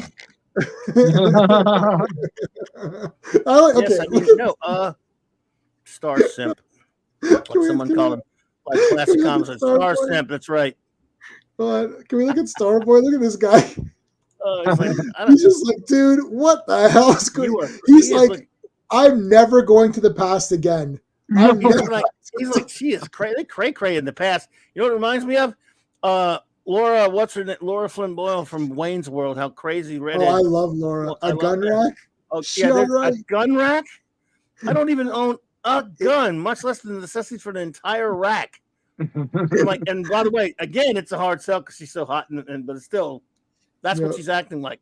She's nuts. Oh my god, Lana, Lana's so nice too. What in these stories, she's really just bonkers. Yeah, she's crazy. And then here's a paracat. It's like, okay, fight this thing. Swings it around, makes it all dizzy. Why are you doing that to this animal? No, animal. Why is this happening? Superboy. They can't hurt you. All right. It's like unnecessary cruelty to animals. You're Superboy, dude. You just kind of you snap it up, you fling it away, and you are beautiful, Cynthia. It's like, wow, thanks, Superboy. You taught him to say that. How thrilling to have a super boyfriend like you. Please make Xanthu your home from now on. It's like, whoa. And, look at Lana's like, whoa, she's just like, this ain't happening on my watch. It's like, let Superboy go, you hussy. He can't waste his precious time on you. He has important jobs to do on Earth. Yes. But then why are you keeping Starboy from doing his important jobs here, Lana? Burn! Oh, no. Look at Lana. I forgive her. Yeah. I forgive Lana. She got caught up. It went too far. She didn't mean for it to go this far. It's not her fault. It's the writers. It's the writer's fault. She's like, damn. It's like gasp. I feel faint. Because I've always loved Lana. I think Lois has always been the bigger bitch, but it depends on the story. Yeah, I agree with you. I like Lana. Yeah, I love Lana. Anyways, right here, it's terrible. She's terrible. Well, I like. Oh, look at this. I love putting this like. Okay, so hold on. She's like, I have to go back. I can't take it. The heat. So he's like, yeah, no problem. Here, I'll make this silly helmet for you. Look at Superboy's winking. He's like, we got this. Don't worry. This is not going to go on too much longer. I can guarantee you. And then look at now. Starboy's just like, oh God, finally. Right? It's like, thank God I'm out of this mess. Like, look at his face. Look at him here. He's like, sure. And here he's like, oh, thank God. Like, wow. These 20th century people are wacky. Hey, apparently Lana's killed someone in prison, or what? What? She's got the teardrop tattoo. Oh, It's not that. teardrops That's again. stupid. Lana's been inside. She's got Vapors. Because fancy. Okay, so I just try to make you jealous. It's I bluffed knowing his identity, all that crap. I admire you for telling the truth, Lana. I'm sure Starboy does too. Well, I don't know if he does. No, he doesn't. Yeah, I don't think he does. But I used your trick to get Cynthia to pretend we were interested in each other. Starboy's my boyfriend. Yeah, coincidentally they're together, so that's fine. Right. And then well, all's one that ends well. And thanks for helping to catch that criminal, Superboy. And I won't need your time ship, Starboy. I'll fuse more sand and mold a super hard glass boat. Like, why? She'll survive in there. No problem. I'll be pushing her like past ridiculous, outrageous speeds. Yeah, going back through time. That's fine. We don't need her time. Just don't worry about it. We got it covered. You're going to ludicrous speed. Ludicrous speed. From another planet, by the way, not even on Earth anyway. You know, Right. But that's cool because I'm Superboy and no problem. I could fly right back to the 1961 on Earth. Yep. And hope we meet again sometime, Superboy. Bye. I learned my lesson, Superboy. Trickery doesn't pay. Let's be friends again. And how about going to that teen time dance with me tonight? Sorry, Lana, but I've been away so long. I have lots of super jobs to catch up with. See you next week, maybe. Oh no, man, dude. Why doesn't Superboy want her? Like, come on. Well, he always wants it to be Clark, and they always want Superman and Superboy, as the case may be. So. I think you answered why he doesn't want her from seeing man. It's like he's cray. Like I don't. This is crazy, man. Yeah, dude, you've seen the cray of her side of her. Are you really sure now? The crush you had on her, because he did, you know. Now you'd be like, I'll wait for Laurie Lamaris. Yeah. Yep. Small male side. Or since he's still Superboy, you know, he had who did he have chasing him? He had triplicate girl at one point liked him. Triplicate girl, dude. Wow. A couple of the Legionnaire chicks fought over him. I think Jackie did. I think there was a Dream Girl. Help me out, Fancy. Who was after Superboy? I know Triplicate Girl liked him. I know a couple of them used to fight over him. And these are Legion chicks. I mean, they're in the 30th century. Was it Phantom Girl? I can't remember now. There were a few of them and he never had relationships with them because he was swimming back and forth. But I'm just saying, man, you could have one of those super chicks instead of Lana. And then later, you go to college, you got Laurie Lamaris, for God's sake. Yeah. That is it. Next one's an Aquaman story. I did not read this, actually. Which one, the Aquaman story? Aquaman. I didn't read Aquaman. By Bernstein and Romana Freyden? Yeah, no big deal. I don't think I did either, at least not lately. I do like Aquaman, though. It's just I didn't. I was pressed for time. Of course. No, it's cool. So that is it. I forgot to check the letters page again. Let's make sure. That's a ritual of mine. I always check because you never know when you find the name of somebody that's been a professional in comics. Not in this case. Okay, nothing there in this one, but I have seen it on occasion. Right. And that's always kind of cute. Well, there you go, guys. Excuse me. We did our Legion episode 3. So next week I'm on Clobby's channel, same time as we started with doing a Bob Haney, Brave and the Bold, and then a week from that we can do episode 4, which will be the next 2 appearances. Let's do it before you go, Clobby. Let's check. Do a quick check. See, they would be. Let's see, right here. Well, you could check that. Action 276. Is that right? Yeah, and Superman 147. Okay, Action. There you go. And there you go. All right, let me check. Next week's a doozy because we get a bunch of ladies, man. Yes. Oh yeah, nice. It's ladies' time. All right, let me take a look. Make sure I set. Yeah, Action 276 and Superman 147. So I've already set that stream up. Yeah. Awesome. Cool. All right. Well, you can bow out when you gotta bow out because I know you're getting ready for your stream. Yeah, I got a little bit of time. Unless you guys got, I got a little bit of time. I got on for a little over an hour. All right. But yeah, you have to go run in a second and go get ready. But yeah, I was gonna talk about the Legion of Superheroes movie, which was just. I'd like to hear on that. Yeah, did you buy that movie or no? No, Sean, no. Oh You no, didn't, I did you? didn't buy it yet. No. Steve good. Steve bought it because the Yeah. problem is that most of us like we just bought because well, would you say 80% of the have been pretty good, right? Like maybe 70-80% have been pretty good. Yeah, I'd say that. They're Like what well do you made. think of these animated DC movies? Like I'd say like at least 70% have been pretty good. Well, that's a high percentage for me. I've hated him since since they started the Flashpoint crap, but with maybe an exception later. I don't know. I can't think of one. You know, I did like the Super Sons one. Believe it or not, I'm shocked at myself. Did you see that one? I haven't watched that one yet. No, I actually like it. And I never liked I think Peter Tomasi is a good writer, and I have a lot of friends that I didn't even care about Rebirth, so I didn't touch it. I just want to go back to DC. But friends of mine who have a few years back before Bendis came back to ruin everything, like they've said they have been fans of the Super Sons book. Yeah, I never touched the Super Sons book. Okay, there you go. People I respect, like you and other friends like that book. So I can't stand Damian, so it's a tough sell. I don't really like any of the crap with him married with a kid and stuff. Superman. And people were saying good things about this, and I guess I'm sitting around one day and it was on HBO Max or what have you, the Super Sons new animated film, as you know. So I just kind of sat there and let me see. I got nothing better to do. If it sucks, well, who cares? I'll just turn it off. And I really enjoyed it. I even now to the point I can stand. If I'm seeing something I can stand, Damian, that's pretty good for me because I don't like him. And but anyway, he's fine in it. It's good. I thought it was really good. Some of the character design of the faces were sort of weird, but they all. Thing is, this is crucial for me now.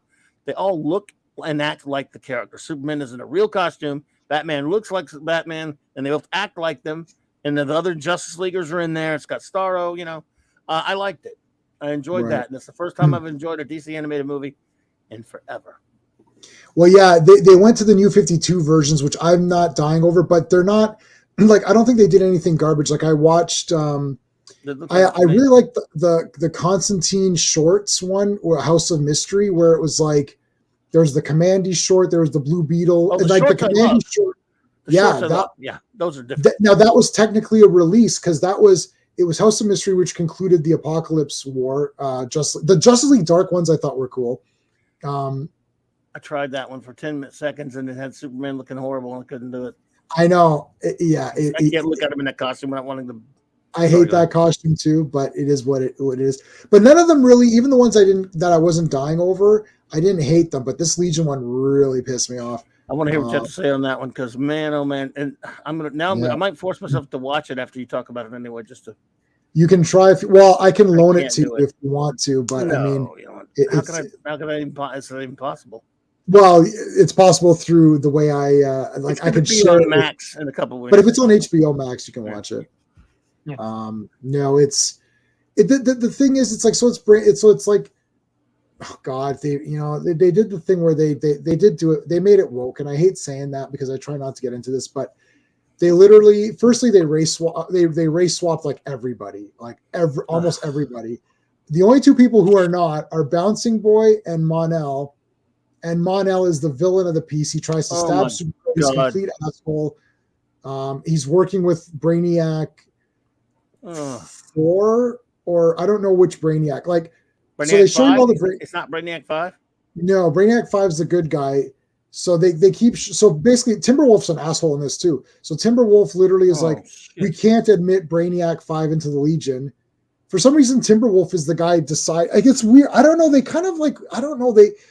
Everything is messed up. Like it's like, so Superman takes Supergirl to the future. Supergirl's there and she's messing things up. So she's just not a good hero. She's brand new. So she's brand new to Earth, like a few months in. And Batman's like, we got to do something. They fight Solomon Grundy in the beginning. And then Superman's like, okay, she's can't control herself and it's too weird. Let's take her to the future and have the Legion train her. So he's like, I'll take you to Legion Academy. So he takes her to the future. And the council is I can't remember who's on the council now, everybody, but it's Timberwolf, a couple other guys, LT will know. And then he's like, oh, we can't admit Brainiac 5 as a Legionnaire because Brainiac 1 through 4 were all villains and they all turned evil and whatever. And then they're like, okay, so then they don't want to, and then Supergirl kind of feels bad for him, and they kind of butt heads. And then it's like Mon-El's there, and he's kind of the good guy. And then and I was like, as I was watching it, something happens, and I thought, oh man, I bet you Mon-El is bad. I'm like, this is really shitty. And then he's a bad guy, like a real bad guy, like an asshole bad guy. And then I was like, okay, now I haven't read a lot of Legion, and I didn't like it. It felt weird in the story anyways. I thought this feels weird. And it was kind of generic anyways. It's just Brainiac, who's a bad guy who wants to destroy stuff. I'm like, okay, well, whatever. And I can't believe it. I thought, but Mon-El's a good guy. And then I remember he did appear, that they did have the Legion in Supergirl, the TV show. Yeah, and he's there. Say what you want about the show, but they were good guys. Like Mon-El was a good guy and trying to help people, and he was kind of in love with Supergirl. I was like, okay, so they had him in the show, and I know that the shows usually do the newer versions of characters, like not the older versions. Yeah. So I thought, but Mon-El is still a good guy in the show. So I'm like, I don't think Mon-El is a bad guy. I think he's always been a good guy. And then I thought they pulled an Icarus, which is where they made him a villain. Yeah. Yeah. See, Lord Thoth is already saying, yeah, he hated Mon-El being the bad trash. guy. It was, yeah. And they, I stopped, for some reason I subjected myself and forced myself to watch that first season of the Supergirl TV show, which I never liked while I was watching it. Then 2 episodes into the first season, as soon as I know that they make him a villain, Mon-El, as soon as they screwed around with the idiocy of with Mon-El that they did, where they made it, was it Krypton and Daxam were at war? I said, goodbye, straight to freaking hell, I'm gone. And I didn't go further with that. There's no freaking way I could, stand that. So even in that, he was still a hero. Like, he wasn't bad. So that's what I was saying. I'm like, but he wasn't the villain. I understand he wasn't the villain, but yeah. So, but that was my understanding. I thought, well, maybe that war with Daxamite, maybe that's a newer thing. Maybe that's a new 52 thing I didn't know about. But he was still a good guy. So that's why I'm like, why is he a bad guy here? I'm like, I'm positive he's not a bad guy. And then I think it was it Phantom Outsider? Somebody messaged me on my video and gave me the entire history of the. I mean, I think it was Phantom Outsider. I can check, but and I was like, okay, no, this is really bad. And the other thing too is that it wasn't even that good. And then I started to think, I'm like, guys, you've got so many villains. I've only read 20 to 30 issues of Legion comics, and there's been where's the Fatal 5? Like, just a spitball. Yes. Like, just do Fatal 5. Or you don't want to use the Fatal 5. Do any one of them. Just pick one of them then. Like, it's so weird. And they wasted the Fatal 5 in a recent Justice League movie they made. Oh, I didn't see. Which didn't make any sense, by the way. Yeah, I was like, well, where's Starboy in it? Yeah. Yeah, it was. Starboy, because as you know, there were times Starboy existed in the. He went back to the 21st century for a while. He was part of the JSA and different stuff like that, as you probably all well know. Which was stupid. But yeah, so they this movie just did that, where it dealt with Starboy. I haven't seen that one. I have it though. I buy all the DC ones. I hated it because it looked like, man, this looks just like the old Justice League Unlimited, and yet you have the wrong villains, and they don't have enough of the League. They put that stupid Jessica Cruz in there, whom I can't stand. They had Wonder Woman using a sword, which aggravates the hell out of me. I hate that. Pet peeve of mine. No, I just hate all that kind of crap. I'm with you on that. We need to team up against, because we need to team up against people with Wonder Woman. She is a warrior with a sword and she'll cut people's heads off and all that's I can't stand. That is not Wonder Woman, and that's not me saying that's not my Wonder Woman. That's not anyone's Wonder Woman. That's not Wonder Woman. And if you saw that in New 52, well, that was wrong. I don't know what to tell you. I feel like everyone's gotten that from New Frontiers or whatever that thing was called. New Frontier. Yeah, they did, which I loved in some ways, but yeah, go ahead, sir. Yeah, I feel like that's what popularized it. I don't know, maybe I'm wrong, but no, you're right. I think you're right. Well, not just that. Some of the Perez stuff, when he redid her origin, he did some of that warrior stuff too. Yeah, which is with a sword. But yeah, well, that's fine. And I've got that whole thing, but it still went to Lasso when she's normal Wonder Woman. going around doing stuff. She's Lasso Wonder Woman. This even Kingdom Come, where it's like every time they do something with Wonder Woman, it's always like, oh, she reverts back to being a warrior. But like, even in Kingdom Come, they did that a bit. And I love Kingdom Come, but like, it's like no, yeah, stop that. Like, stop this. She's a warrior with with swords and stuff, and she's cutting up people's heads. She's not a freaking Klingon. I hate that crap. I hate it. It's not her at all. But Bobby, did you care about that 2-season Legion of Superheroes animated series they made? Yeah, what did you think of that? I watched the first 6 episodes. I've tried on multiple occasions. The Legion, like a lot of comic characters to me, are very, very visual. And in other words, I've heard from so many people that I respect how, but if you can get past this, and this, these different like looks and stuff that they have, it's really like the Legion. At that time, there was a legal concern, so they couldn't call him Superboy. They were calling him Superman, but he still looked sort of like Superboy. His costume wasn't bad, and they had that L on there. However, I watched a few here and there. If I have a chance, if I ever saw it streamed somewhere, I might go back and try again a little bit. I like I could see where I would kind of like some of the stories, but I cannot stand the way Timberwolf looks and Brainiac 5 being a little transformer. They're almost deal breakers to me because some of them look so bad it makes me want to puke when I'm looking at it. I can't sit there while I want to puke, and every time I'm going, look, this is kind of interesting, but God damn it, they look so bad. And by the way, that's James Tucker and Michael Jelenic, the guys who did something that was far better, of course, Batman Brave and the Bold. Those guys, their hearts were in the right place with it. So I can see anyone giving it that pass and watching it and enjoying it. So I don't, dear friends of mine who love the Legion, who do love it, I never judge them on it. It's just tough for me to really, especially. I like it. I'm 6 episodes in right now. I like it. I have the Blu-rays. You're right. I don't like any of those weird kind of designs, but like, it's not bothering. Like for me, as long as they're not like this Legion movie, it looks better, but they destroyed the character so badly that makes me like ill. Whereas I don't mind if it's a bit cartoony, but it's still kind of Legion. Like Sean, did you watch it, Sean, or no? I can't. The new movie? No, I haven't. No. The cartoon you're talking about. Oh yeah. No, I told you about it, Jamie. No, I owned it before that. I owned it before you told. I owned it. No. Because you asked me if it was available, and then I was like, it's only season 1 at the time.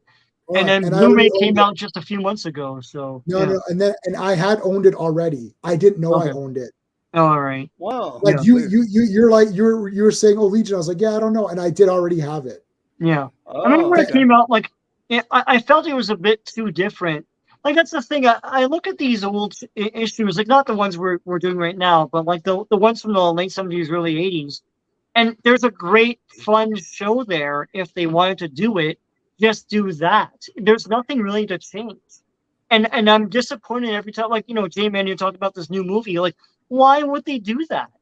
It's this modern spin, but it's like all you do is just defuse all of the fun of the concept.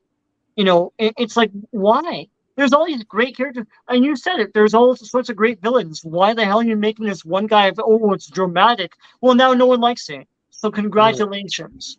Like, what is this? It's like when Batman made out with Batgirl. It's like no one wanted that. In that I can't remember which. Killing Joke. Yeah, it's like what? Yeah, it's like awful. You're trying to be all erudite and stuff. It's like stop. Just go with the fun and potential of the characters. What is this crap?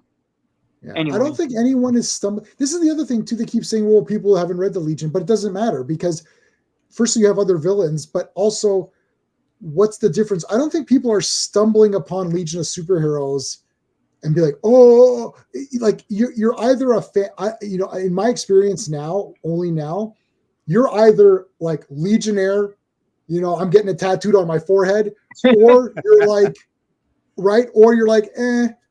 It's like it was when we watched that heavy metal documentary. The guy's like, "There's only 2 Slayer fans. There's Slayer, where I've got it tattooed on my arm, carved into my thing, like yeah, Slayer." Or you're like, they're not for me. Like there isn't any like moderate Legion fans. It's like, I could take it or leave it. That's true. Like, Either you're in or you're out, and I don't think there's going to be casual viewers. Like a casual viewer might watch Killing Joke and be like, oh, I've heard of the Killing Joke. I like Joker, and they'll watch it. Is there any casual Legion people who are like, fuck, I really need a Legion of Superheroes animated movie in my life? You either go, like an example, I don't know if you're going to be, it'll be your favorite thing ever, J-Man, because you're coming late to it, but you are interested enough to deep dive into it. You don't find too many casual Legion fans. You might say, oh, I like them. They're fine. They're good. It's interesting to look at. You may never be a deep hardcore. You may or not. But 9 times out of 10, if someone's talking about Legion in our age range, like myself or Lord Thoth or Fanty right there, we're hardcore nut jobs for it. So much so people make fun of us. They're like, oh, those Legion people. Jesus Christ. And I'm not even kidding you. Like the guys you got that shirt from, for example. Some of the Facebook groups on Legion. Dude, I can't really go into it right here while you're live.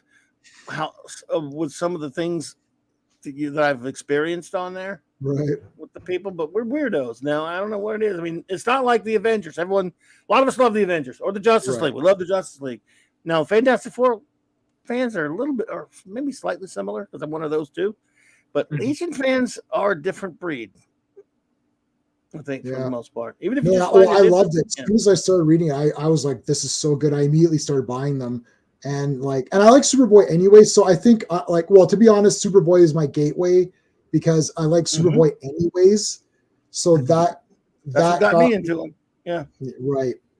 So that's why I voted, or if I had voted on my own poll, I would have said, yes, Superboy needs to be a member. But the cartoon is pretty cool. That 2-season one. I've only seen the first 6.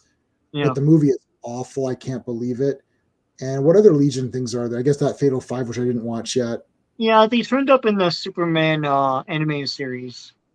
I think it was yes, that's right. Yeah. That's right. And Justice League Unlimited. Yep. Yeah. Justice League Unlimited was a great one. Superman animated series, they were called the New Kids in Town, that episode. Yes. And it was pretty damn good. I mean, it was heartwarming. Obviously it's got things that I don't really it's not from a continuity that I personally love, because at that time so much of that what was going on was not really following my own personal headcanon for the Legion, mind you, but still that one was really good. But the one called what was it? The Justice League, I'm sure you've seen the episode. The Justice League one. Justice League Unlimited. Yeah. And in the last season, have you seen that one? What they called something home? What was it called? Name of that episode now? I've seen them all, but I don't remember the Legion as a big thing. Yeah, I've seen them all too, but I don't remember them in that. Yeah. In the 4th season, whatever, what was that episode called now? Where they got Supergirl and Green Lantern and Green Arrow get taken into the future by Brainiac 5 and Bouncing Boy. And something home, I think. Far From Home, I think. It's called Far From Home. Is the name of the episode. And it's done and obviously it's that in Justice League animated style, and they all look just like they're supposed to. It's not the greatest story. It's a good story. It's great. It's got the Fatal 5 in it, dude. I watched that episode. I could watch it over and over again. It makes me happy to see. I'm going, when I see this, and they don't all get to do much in it, mind you, because it's mostly just a couple of them, but they're all there at one point or two. I'm going, my God, why can't that cartoon that we were talking about earlier look like this? I would cry, man. Give me 3 years of that, and I'll never complain about a Legion comic book again, man. Could anything bring you back? Like if they reboot Legion right now, can that? Do you always try? If Paul Levitz did it, well, you do know that he brought them back in the early 2000s. Did you know about the Lightning Saga?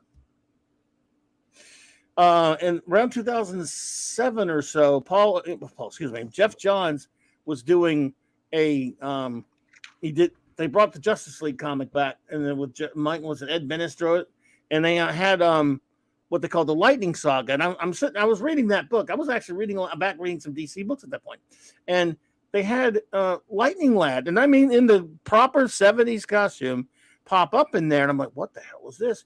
And it turns out he was bringing back the Silver Bronze Age Legion one at a time, and he brought some of them back in that one. And later he did a book called he and Gary Frank did, and it was in the Superman title, but they called it Superman and the Legion of Superheroes, and it was the speculative grown-up version of the of that Legion, the one we're all sitting here talking about now. Right. And then later, a few years later, they had that Crisis on Legion of Three Worlds book they did during the stupid Final Crisis thing or whatever, and Right. it basically brought back Paul Levitz got to do his Legion again in Adventure Comics for a while, but they were older. They were his idea of what that carryover Legion would be as adults, and he did it for about a year or two. And I used to write to him on Facebook all the time. Oh yeah, that's great right there, beautiful. Is this what it is? They're older, but they're still that Paul Levitz Legion. And so Paul Levitz was doing it for a while right before the Screw 52. And I would write to him all the time on Facebook and talk to him about it and tell him how much I was pretty much enjoying it. He said, again, they are a little older, but it's them.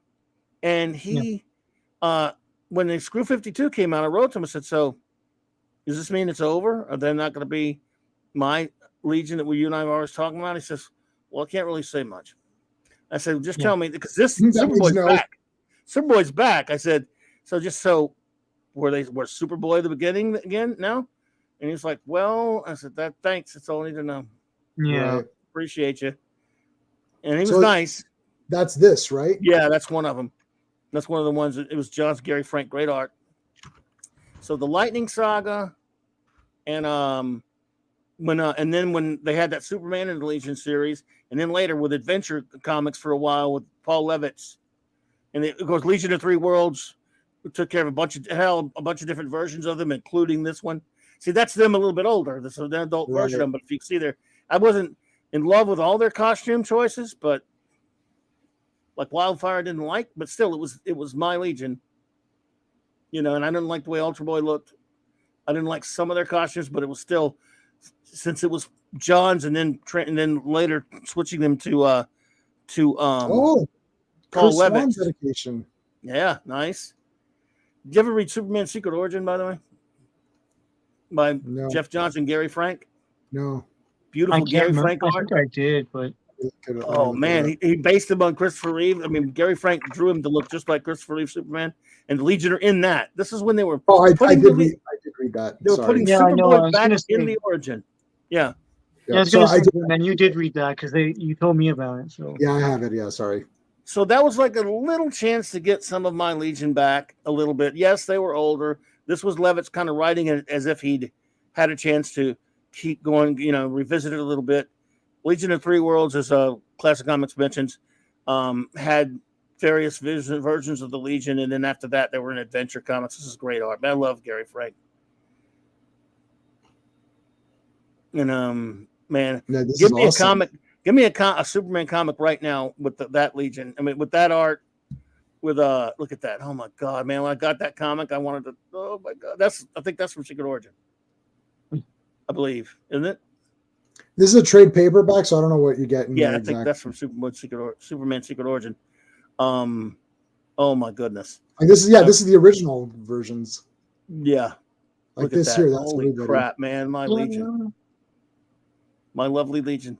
Although Timberwolf, is this Timberwolf? He doesn't have the. That's Lone Wolf. That's when he was Lone Wolf at first. I see. Which is weird. There was some shift. Some of the costumes are mixed with others, but other eras a little bit looks like there. But that was cool. I think this is from Secret Origin. Proper Timberwolf. Yep. And then right there, they're older. Is this from? Yeah. There's the older version, but still, that's the Levitz Legion. Yeah. I like to call them the Levitz Legion. My lovely Dawn Star. She has better costumes, but she looks pretty good there, obviously. Yeah. I see. So you see, yeah, it's like you see more of like his energy, like inside or whatever, right? Yes. This is nice stuff, though. This was again. I think this must be from Superman and the Legion. So how was this? Just 2 volumes, or what was this? Well, Superman and the Legion, I believe, ran through the Superman title, maybe. I don't think it was look at that. That's beautiful right there. Well, this is a trade. So there's 2 volumes. I'm on Amazon. This might be the trade of it. Yeah, it is. But I think it ran through the regular Superman title, but then they I don't have the trade. I think I have just the regular issues, maybe. Right. I would have to double check. I've been going from very faulty memory right here. But there was Superman and the Legion, which was ran in the comics. And then obviously they've done a trade since then. And then later, like I say, that was by Johns. Lightning Saga. What the Lightning Saga is a trade? I have to look that up. I mean, it's I'm terrible at looking stuff So up. But the Lightning Saga was a story within a comic, right? yeah, it was the first one. The Lightning Saga. It was like in the mid 2000s, and it probably do it faster than me. Lightning Saga comic crossover. Okay. Oh, here we go. Okay. Oh, yeah, it's in a bunch of stuff. So it's Justice League America and Justice Society. Yeah, it was Justice League and Justice Society. That's right. And it had Karate Kid brought back in it first. So it's Justice League 8 and then through Lightning 10. There you go. So it's Justice League Volume 2, 8 through 10, and then Right. just JSA Volume That was 3, a pretty good 5, Justice and League 6. series. I don't know if So you read was that. That was a pretty good Justice League series by Johns and Bennis. After that filthy, not too long after the Infinite Crisis and a little while after that dumb Identity Crisis.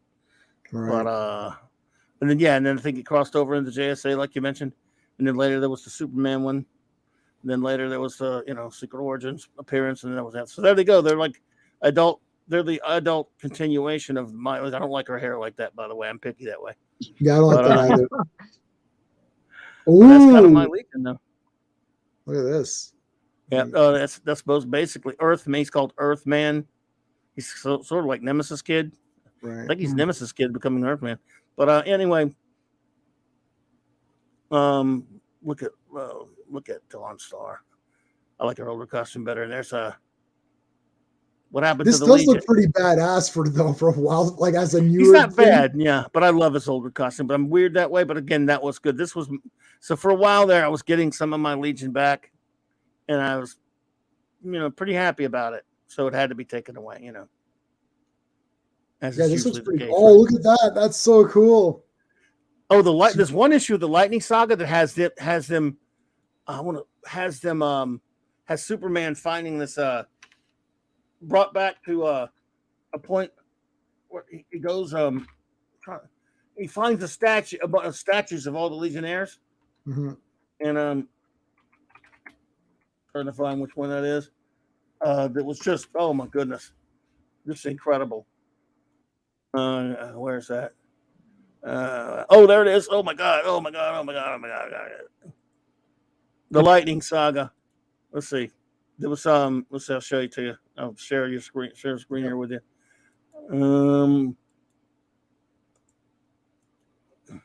Oh, cool. Yep. Oops. I got something wrong. There they go. Look at that, man. Remember what about this comic gave me chills. That's in the Lightning Saga right there. Oh, that's cool.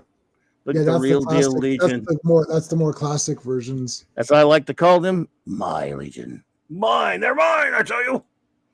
So who changed the somebody came and was it Cockrum or no? Who was it? Somebody changed the looks and then like the costumes or did Dave someone Cockrum was good. Oh, we lost Sean. I don't know what happened there. He'll come back on. Well, Dave Cockrum changed them at first, when they were starting to getting close to getting their own, sharing their title with Superboy. Mm-hmm. And later, it was pretty much most of the designs were based on Cockrum, although Mike Grell did some as well. So are those the ones that you like or no? That right there, yeah, those I love the Cockrum designs and then some of the Bronze Age. Look, you can definitely poke fun at the Cosmic Boy like Chippendale's outfit. The male stripper outfit. I made my little character of it. He's on my shelf right there. I like it. He should stay with the sleeves and the but yes, I agree. But he did get later. I mean, it got more, and even Colossal Boy did that and go, wow, with a name like Colossal Boy, you really need to stay away from that kind of stuff. But I mean, oh man, well, geez, I better go get ready. I didn't even think about it. So I do the work. All right, Clobby. You get me going on Legion, and I can't stop. I apologize, everybody. Yeah, no. All right, so I mean, everyone on here is already subscribed to you, but the links are in the Thanks, everybody. I'm gonna have Jason Sandberg on tonight. We're gonna talk about his new comic Jupiter, as we did a couple weeks back. All right, and thanks for having me, my friends. I really, really enjoyed it. Cool. I'll see you in the chat there. All right, bro. Sean, right, always a pleasure, man. Always a pleasure. Thanks. Later, Gators. See ya. Bye. All right, so we're going to be doing we need something for next week. I don't know. I'm trying to look at the schedule here. Oh my god, I don't know why I have like 4 million emails. I don't. This always happens. I do a stream and then all of a sudden everybody on the earth emails me. Did everyone see my new Superboy wallpaper that I made? Oh. If you're in my Facebook group, I make these for my Facebook group. It's can't tell because of the glare. But anyway, we're all gonna go see Guardians. So I don't know. Do people want? Should we stream about it? Do people want to hear our Guardians thoughts, or are we just going to do reviews? I don't know if it's enough to do a whole stream about it. Because I should have asked Claw because he's going if he wanted to do something. Oh yeah. So we're seeing it Thursday night, which is now Owen from the Action Elite. Our friend already saw it. He got press screening. Mm-hmm. So he's already saw it and reviewed it. So no spoilers. So he's going again with us though. Okay. So that's this Thursday. So I don't know if I mean we could decide at the after the fact if you want. Yeah. So Sean, I pinned your channel's link to the top, but I think everyone on here is subscribed to you already. Probably, yeah. I love you know what the best thing is doing the premieres, man. That's always fun. And like, cause Bill comes on and Could Not Be Reached comes on. So I just kind of watch those in the background. I'm like, it is cool because it's almost like a watch party, but it's a watch party. And I know people do that on Discord and stuff. It's like some of these things have claims, but they're not strikes. And so you can still screw around with those, right? And I'm not monetized, so I don't really care about the video not being monetized, right? Great Star, I hadn't seen it in a bit. It's freaking epic, man. I forgot. It's like the ending when they transform that fort and then they're like shooting those guns. I'm like, holy crap, what the hell is this? And those skeletons come to life and they're like it's like skeletons of big beasts and stuff and they're coming at them. Oh my god. That's what I was like, shit, do I own this movie? I was like, yeah, thank God I do. I have it on my it's right. Yeah, you're like, when is this on? And I'm like, no, you have it, man. Yeah, it's there. I gotta check those Supermans because you got me all nervous about that now. Like I don't know if I have those. Oh yeah, it's New Adventures. I have them. I have them. And then this is I have them. But I mean, like, is the Superboy stuff on there? I want to see if it's on there. There's Superboy stuff. There's gotta be because I remember watching them. Also, there's that yellow pack that had all of the extra stuff, like Flash, like all the Filmation stuff that was miscellaneous, right? See, I don't know if I have that one. No, you have it. Yeah. Anything that came out under Warner Brothers, like you have it all. I should have it. Oh yes, the yellow one. I do have that one. You're right. Yeah. Yeah, never mind. I do have that one. And I think that had Superboy, but like as Could Not was saying, it probably didn't have everything. So why is there two? There's two that were like what were these re-releases? Oh, they must have re-released them in 2 volumes. Yeah. Yeah, the one where Superman's punching, I definitely have that one. And then it looks like they released there. It looks like that yellow one got released again in 2 separate volumes. Oh, probably because you can split those up into different. Invasion of the Beetlemen. So let's see if that's on this one. That sounds like a compilation disc of just random cartoons, right? Yeah, it doesn't say the episodes on here. I remember when they did the Superpowers VHSs, and I've got Aquaman, Superman. Yes, I have Aquaman. Yeah, they made a Superboy one back then, so that probably had some of them. Yeah, and it has the classic logo. Like yes, that's right. Yeah. And he's flying forward, and it's yellow. Yes, I know. Yeah. I've got Aquaman only on VHS. I don't have the other ones. So I've got to get those. But yeah, I'll find them somewhere. I'm gonna double check my Superman though because there's so much crap up there. And now I've got the 4Ks coming. So the 4Ks apparently cleaned up the costume and they did recoloring. They color corrected, so it is bright blue and red. Oh, good. The guy's like, he goes like and they said Superman 4 looks incredible. It's insane. He's like, I don't know what happened on Superman 4. He's like, but he goes, they get better looking. Like Superman 1 is the least pumped up. Well, looking. It's hazy, right? It's hazy. It is hazy. Same with 2. And Donner Cut's going to look weird because a lot of the stuff wasn't processed It properly. wasn't finished. Yeah. It wasn't finished. It wasn't meant to be part of the movie. Yeah. So what are you going to do? So 3 and 4 look the best. That's awesome. Well, It's okay three is for me great because and colorful. That's cool. Yeah. Yep. So we're going to be doing Superman. We're going to be doing the 40th anniversary of Return of the Jedi and Superman 3 coming up. Yeah. That's all coming down. And Yeah, we're going to be doing the theater version of Return is still the special editions. I know. Yeah. So. And I'm kind of done with people on that. Yeah, Like, the thing is, like, that is now Star Wars, and it's like that's bullshit. Bullshit. Yeah. I don't know. Yeah, stop pretending it's the real Jedi. Yeah, because that one was the most messed up. Yes. Return of the Jedi. Yeah. Yeah, that was the worst of these new ones. Star Wars was messed up too, because that whole ending sequence, like, people might think it looks better, like where they attack the Death Star, but like I like the original with the models. I don't know. I know there's the one shot where an X-wing is supposed to shoot a TIE fighter and go through it, and they do that in the special edition a lot clearer. But I get the message in the original. Like I get what's going on. So, I don't like anything added, and I don't like adding a bunch of random crap in background. Oh, look, there's shit in behind me. I don't care.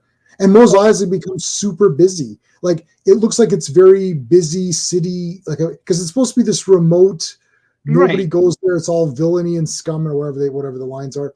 It's like, so why is it like super? Why is it New busy? York all of a sudden? Yeah. Yeah, I don't. Well, like, Lucas claimed he always wanted it that way, but like when you watch, but the thing is, they didn't do it because of budgetary concerns, and when you watch it, it works. It's like it's like Rocky. They were supposed to have a whole big sequence with a whole bunch of extras in the ice rink. They couldn't afford it. They couldn't afford anything, and so on the rink. right, and so they just had the rink just for like a small amount of time. They're like, that's good enough. And it super works. They're intimate. It's like they're just the two of them trying it. No, it's great. It works out. It's like Luke is like, well, now that I have now that I'm richer than God, let me like redo shit. It's like, yeah, but maybe none of this was supposed to happen, dude. And also just saying that, like, I always wanted this like obnoxious hairy guy to sing at Jabba the Hutt's palace. Like, what? You had a whole freaking band. What's your problem? Like, why is the music different? Was that your original vision? Right. Yeah. Yeah. Why is the Ewok song different? Like, the Nub Nub was better. Like, I never buy Star Wars Insider, but I bought Star Wars Insider, like the magazine, right? Yeah. I bought because it had a Return of the Jedi thing on it, and even they talk about Yub Nub and all that stuff. It's like, it's the official Star Wars freaking mag, and they know it's better, right? So yeah, everybody likes Yub Nub. Did I send you that metal version, or that like, or did you send that to me? I remember somebody like it's like this guy doing it like a big super serious pumped up version. It's like, I sent that to you. Yeah. I was like, this is awesome. Yeah. I don't like that new song at all. Is that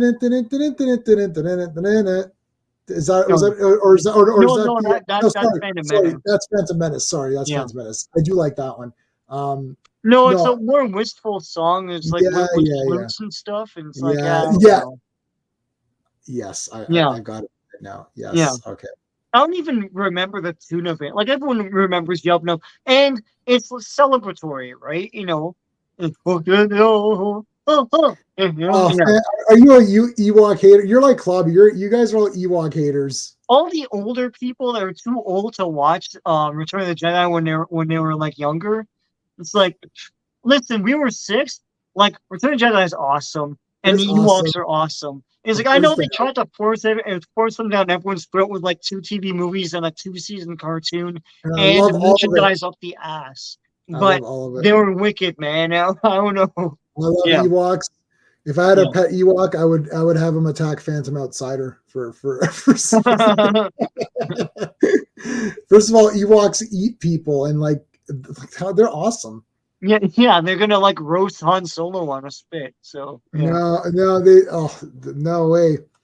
Ewoks wouldn't go down they won't go down that easy.